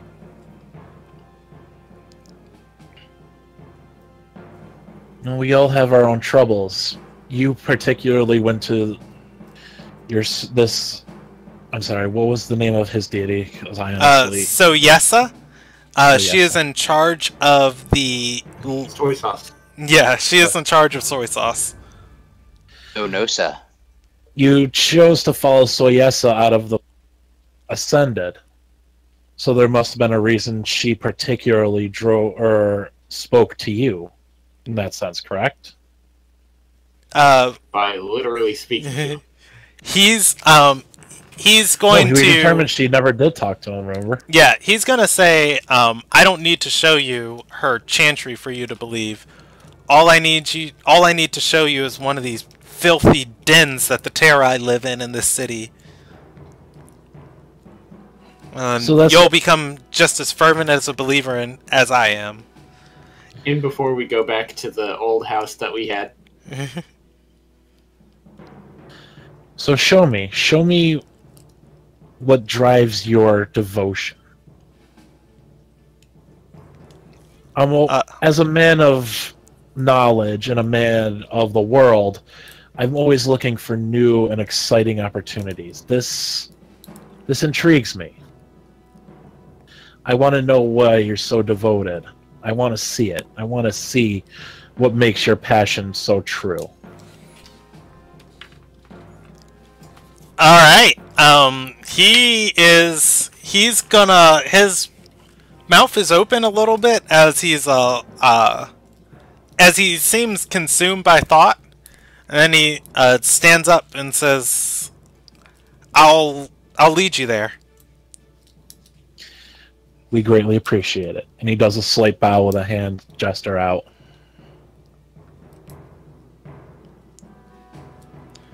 Alright, do you guys let him lead the way?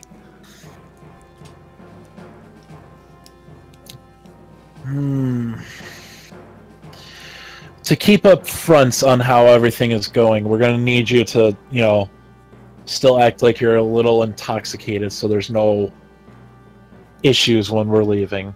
Is that alright? He's gonna look at you and say, I don't like lying. But don't think of it as lying. Think of it as acting. He stumbles a little bit.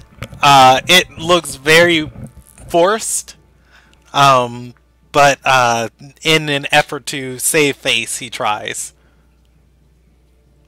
I appreciate it, my friend. Alright, outside, before we transition, or rather before we go on to the next scene, the food Grax and Dirge and Woody are served is not good at all. It is barely edible. Grax is gonna complain to the manager and says that he wants his money back. The manager, the tavern keep, is going to say, you didn't pay money, your friend did. I'll give him the money when he to me.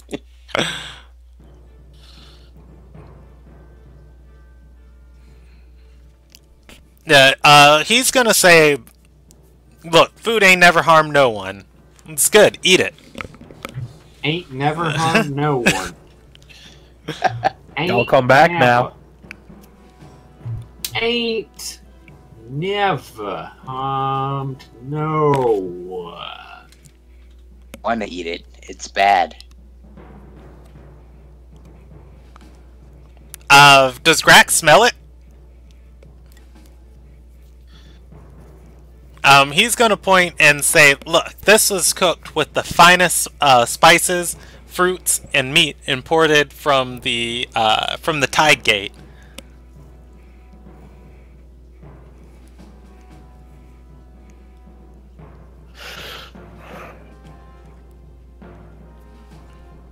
Grax sniffs it.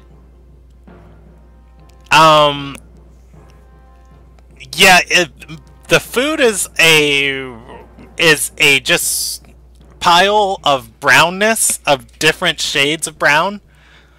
It smells like oranges. Does Grax taste it?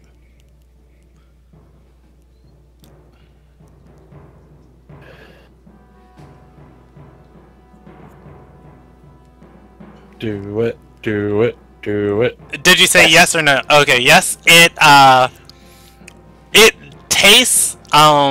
tastes like worse than your breath weapon when you eat it. It has, after it was cooked, it has been soaked in all types of alcohol. You feel a little bit woozy with it just hitting your tongue and, you know, chewing it on your palate.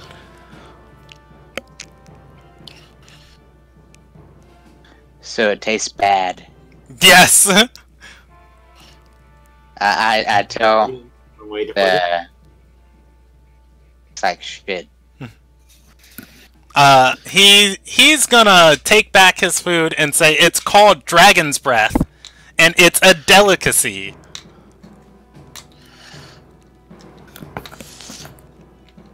Money back. He's gonna walk off holding your plate but leaving Dirge's, swearing underneath his breath.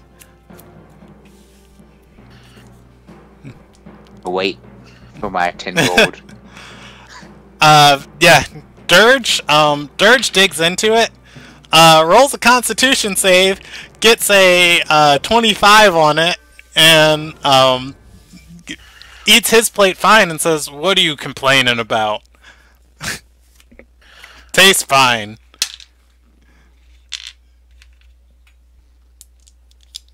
The rest of the party is... You're going to see the rest of the party come out of the back door, walking towards the table. There is a very unhappy Lumigrax here.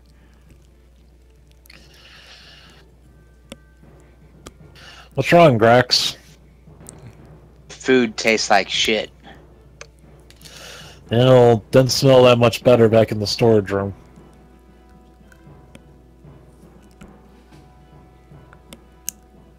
Malak shrugs and says it had a folksy appeal.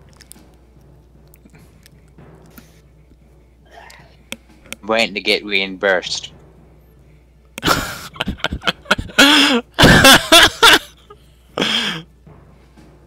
How's that going for you? Well, the keep hasn't come back yet.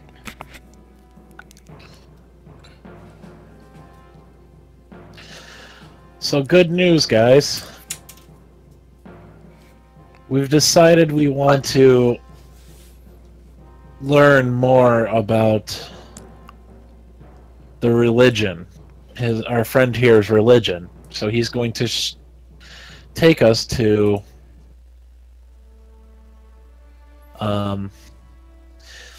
he's going to take us to... He's going to interrupt and say the spot where I found my religion. Exactly. Ooh, okay.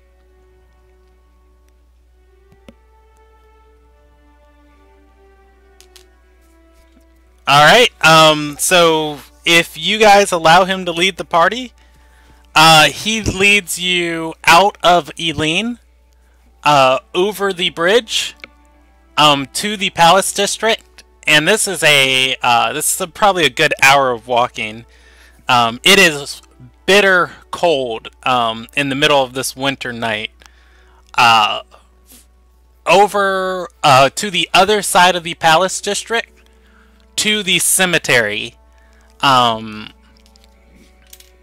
It is called the Catacombs of Mctherin Reese. He leads you to a cemetery. There are high walls around it. However, it doesn't seem to be watched at all. This cemetery is shadowed by the Nazaram Embassy. It is a pretty decently large public park in the Palace District, though. he leads you into the cemetery, and in the distance you can see a few torches of a couple groups of monks from the... Oh my goodness gracious. I forgot their order. From the Chantry of Harmony, just paying respects to different tombs here.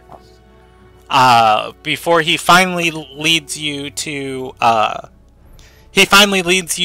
a tombstone that is probably 10 yards from a broken down set of runes. And he stares at the tombstone for several moments of silence in the winter night before he finally says, "It was right here. I lost my wife years ago, but it didn't matter, because even though the frost blight claimed her, we had a daughter, and she looked just like her mother. And I allowed her to come here, to this cemetery, to this spot, to honor her fallen mother." And he looks up to the runes. And that night, one of them got out. One feral, starving Terai attacked her, consumed her soul whole. She withered away the next month. And he turns to look at the party and says, "I know in my heart they need to be cleansed from this world. And I know in my heart all those who don't accept Soyes's light need to go with them. If you want to ask me why I believe, this is why."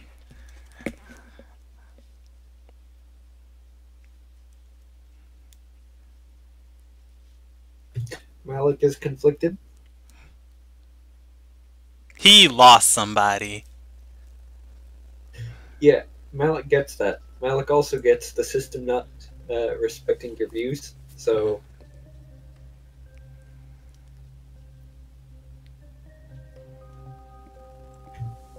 But also, he does have a job to do. I'm gonna roll deception to see if Malik can force it here.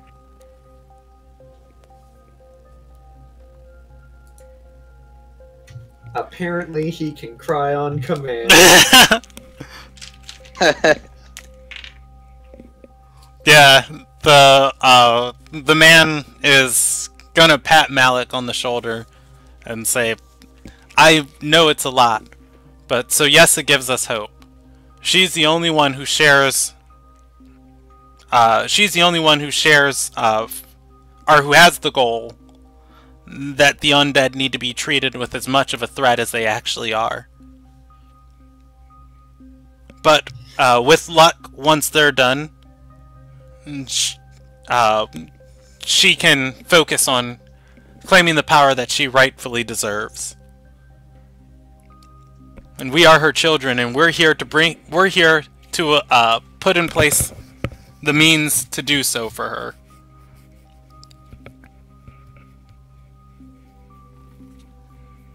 Malik nods and says, "And you're sure that the this runner isn't going to be dissuaded by our presence, right?" He shakes his head and says, I don't know who runs the Heart of Embers. They keep themselves guarded, but I know for it too, with as well funded as we are and well organized as we are, I know it has to be the goddess herself organizing us. you can see the orders, you can see the runner, and you too will become a believer.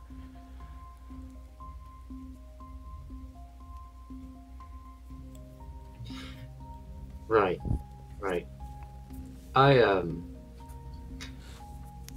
If it's all the same to you, I'd like a word with my companions for a moment. He nods, and he says, we shouldn't linger here. It's not always in use, but he points to the ruins and say they're catacombs underneath this city. The Terrai like to hide out in them whenever possible. Malik nods. Pulling the rest of the party aside, Malik will lower his voice to a whisper and say, so, just so we're clear on the plan, we're all going to kill the runner the second that he shows up, right? Sorry, could you repeat that? Yeah. We're gonna kill the runner when he I'm kidding.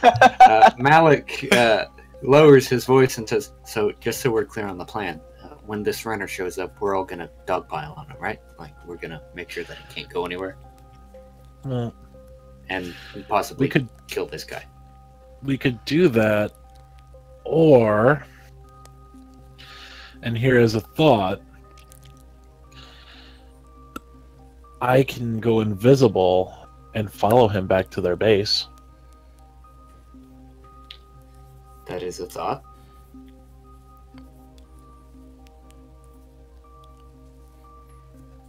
Or I can turn one of you invisible and have you follow them back. Malik nods for a moment and says, how many of us could be invisible? I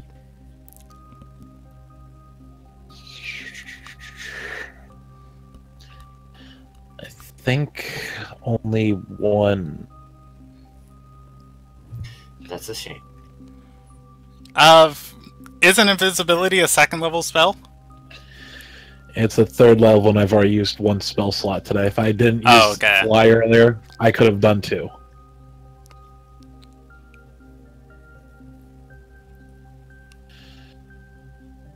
So, I mean, it depends on how long. So if you want, I can go invisible. Then once we get to where I follow them back to where they are, I can either head back and lead you to where they went, or go from there.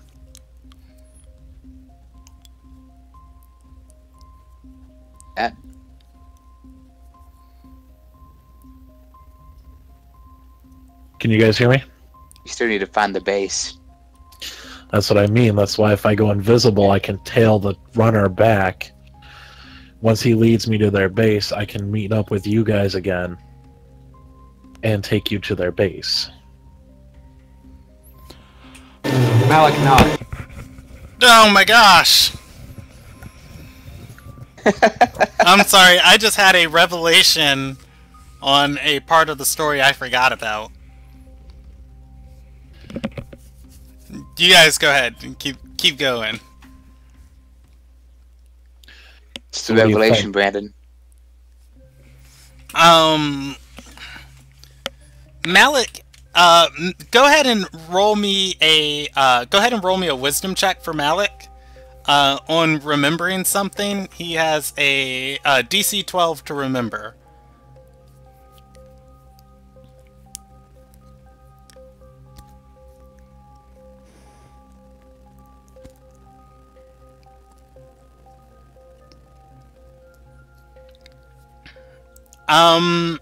I think Malik lost his mic. Malik has his mic, there's just a vacuum. Ah. Fair enough. I think intelligence is for, like, specifically trying to recall information. To me, wisdom is, like, connecting the dots when things are relevant. Whew, look at that. Yeah, Malik is going to remember, in all this that they've been talking about, he has a book, that he stole forever ago that specifically talks about somebody who traveled with Soyesa. Yeah! Did we... I remember now! Yeah, did I ever tell you what was stole inside a ton the of book? books from that temple. No, you did not. Okay, I don't know if Malik ever sat down to read them. He did not. Yeah. Remember, he's a college dropout. Yeah, he is. But yes, Malik has a book that that is specifically from somebody who was one of her apprentices. And this isn't like a apprentice from, 50, 60 years ago. This is somebody who traveled with her in the past couple months. Malik will remember this. Malik will also suggest, okay, so after we follow the runner back, what do we do with this guy? Well, since the runner is going to be leaving him, here, since he doesn't actually know where the base is and all that, that means he just gets his stuff from the runner and the runner leaves him. If I follow the runner, you guys can, do what you want with him. Malik nods and then looks at the newly pronounced free chunk of experience points. Just remember, hide the body. It's easier to hide it than, let someone find it. Malik glances back at him and says, I don't know what you're talking about. As this conversation has been going on, the woman has been recording every word of it, by the way. Do you just get used to her standing there? Malik will give him a confused glance for a moment. Right. Then remembers she's there. Oh, right. Oh, yeah, you get used to it. Okay. So we should probably have him take us to where he... She's gonna butt in and say, ooh, yeah, I'm sorry, I can try to be less awkward about that. But Malik's right. Malik will interrupt her and say, you're doing fine, dear. She flips back several pages through her book and says he has privy to quite a bit of illegal or information about quite a few illegal activities you guys partook of.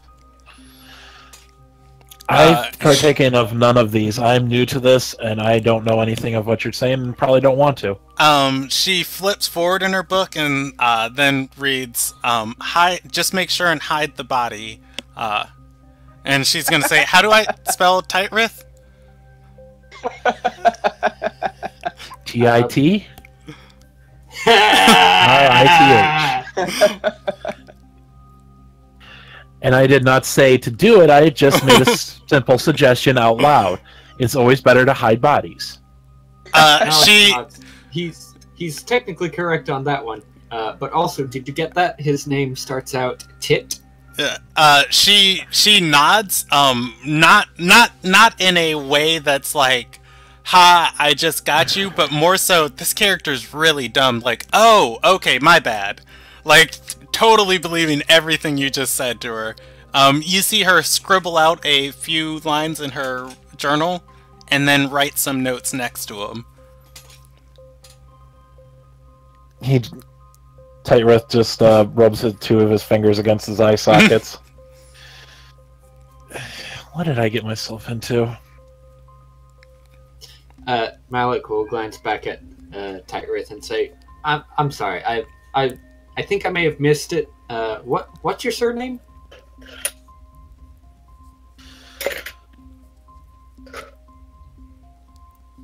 Lord and Master. Malik will squint at him for a moment. I would like for there to be an insight versus deception here.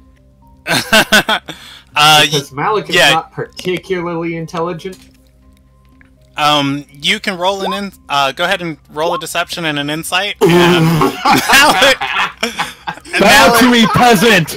Bow! Literally, when Lummigrax shouted his name, Malik was too concerned with everything being on fire around him. So. And now your name is to Malik. Your name is now Tit Lord and Master. Bow to me, peasant. Tit Lord for short.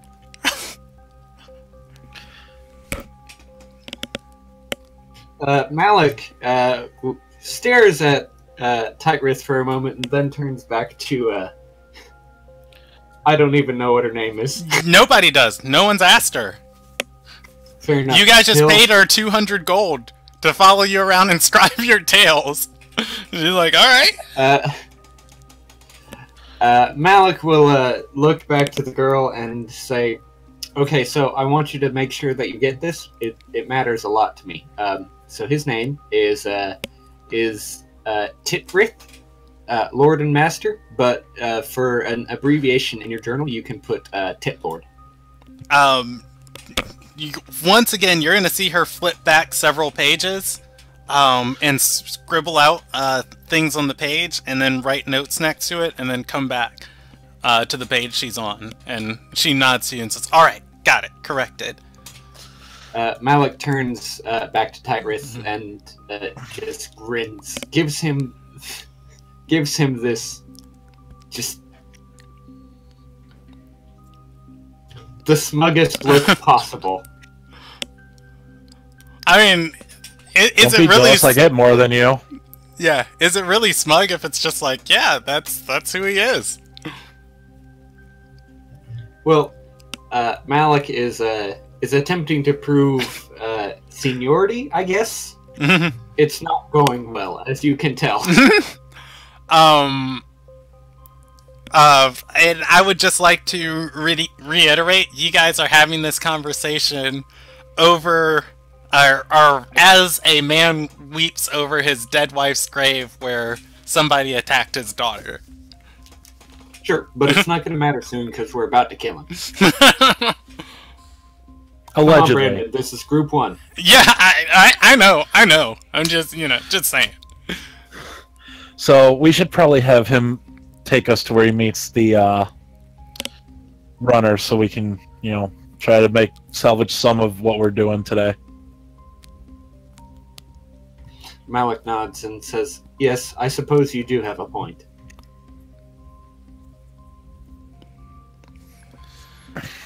All right. Oh, sorry. You guys can go ahead if you're still going. I'm sorry to ask this, sir. I don't think we ever actually caught your name. He's talking to the captain. He's gonna look back over at you. I'm glad you clarified because I was about to say, oh, it's Malik.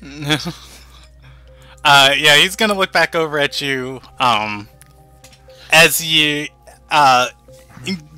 just bringing him kind of back into reality. And he says, "Oh, Kiris." Kiris. Kiris Duo. Kiris. Another one.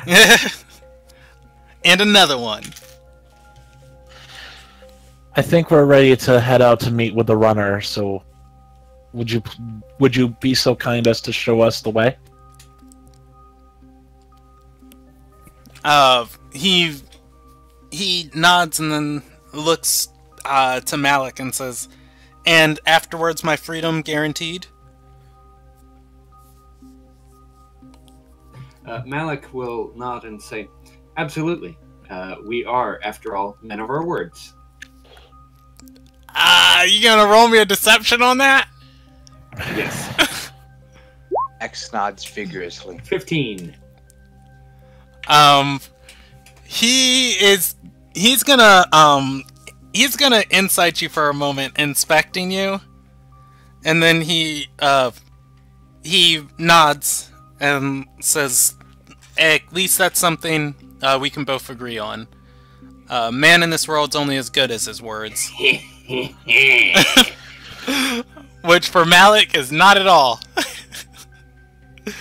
Hey, Malik has witnessed himself transform into a demon. He's not sure that he's a man at all. Alright, so, he is going to start leading you guys out of the cemetery.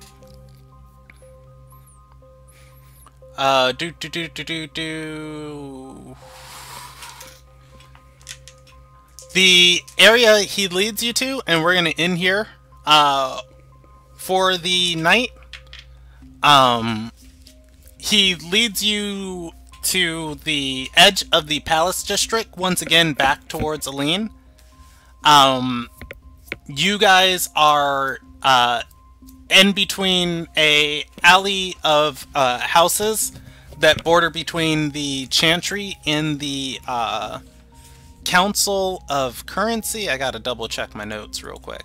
It's one of the council buildings I got right there. Oh, the Ethics Council. How wonderfully, Ironic. yeah, beautiful. You guys are in between an alley that is located between the Chantry of Discipline and the Ethics Council. And whew, you guys actually just get here in time. Or no, you'd be a little bit late getting here. He leads you guys into the alleyway and says, "This is where he always makes contact with me." And we may or oh man, this is gonna be real difficult for you guys. Alright. We're going to end here tonight on one single second, as soon as I pull up my notes to get this guy's appearance.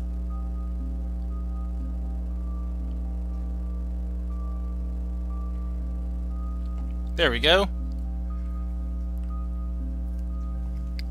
Alright, so you guys walk into this alleyway, and the bitter winter night. It is near midnight.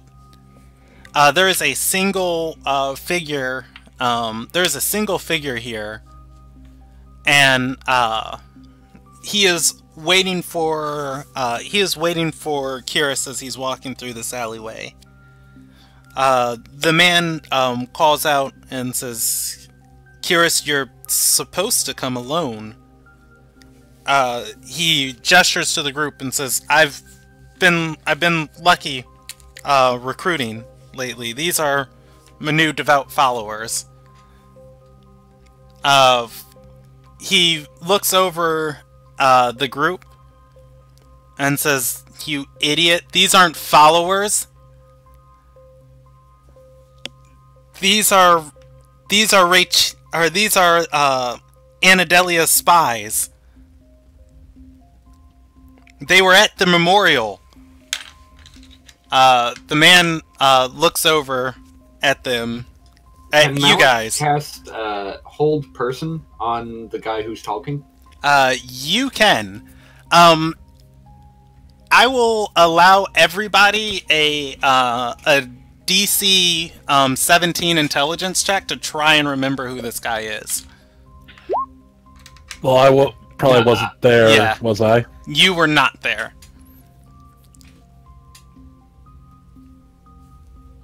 Can I request that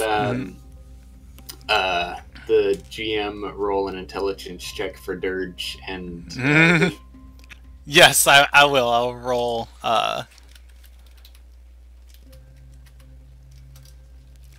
there's Dirge. I'm not going to bother adding Dirge's modifier because I doubt he has +3. There's Woody. There is your scribe. Wow.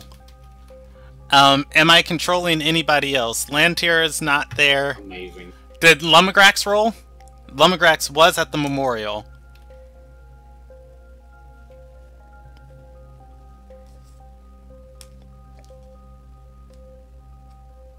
Taylor, are you still there? Taylor? Ooh, Lugax was at the memorial. Yes, he was. Go ahead and roll me a intelligence save. DC 17. Oof. No love. Alright, yeah, you guys have no idea who this is, but he recognizes you from the memorial. Your hold person goes off. He is paralyzed. And he is going to use a charge of legendary resistance to, the magic catches him off guard. But after a second of being captured by it, with sheer willpower, this guy is able to break out of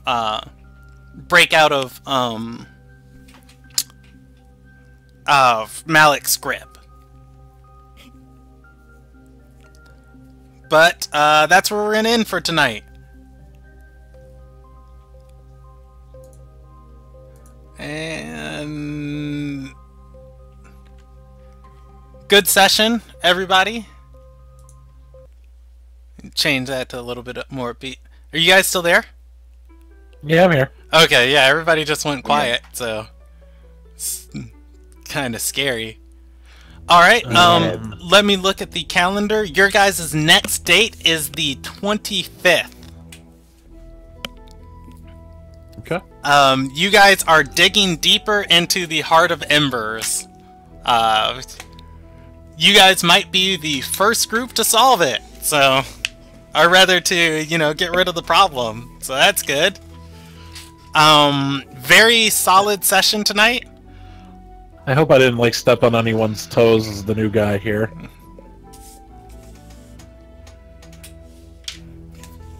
I enjoyed your presence.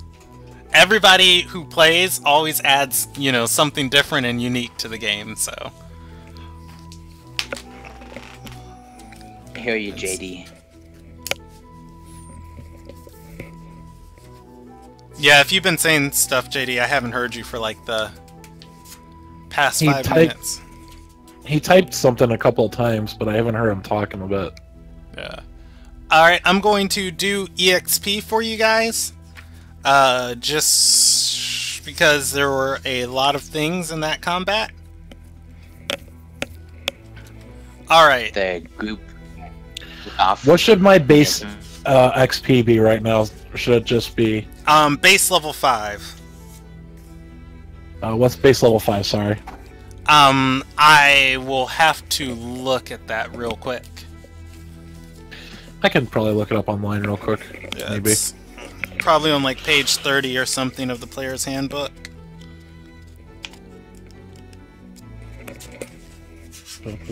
It is on page 15 of the player's handbook, 6,500. 6,500? Okay. Alright, so you guys defeated 8 human commoners, netting you a total of 80 EXP. Out of the 13 remaining ones,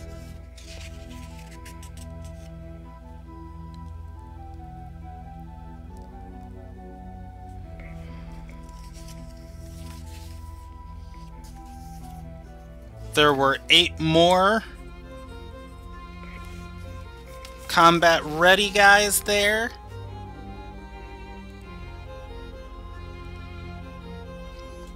And then among those were 5 more commoners.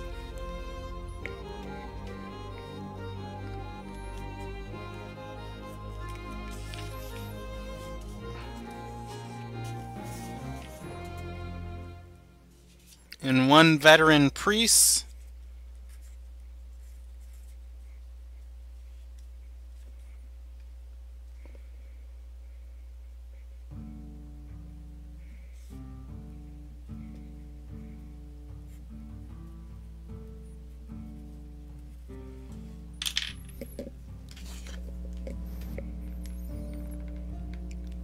All in all, not a very hard fight. I think that's on the lower end of your guys' EXP threshold.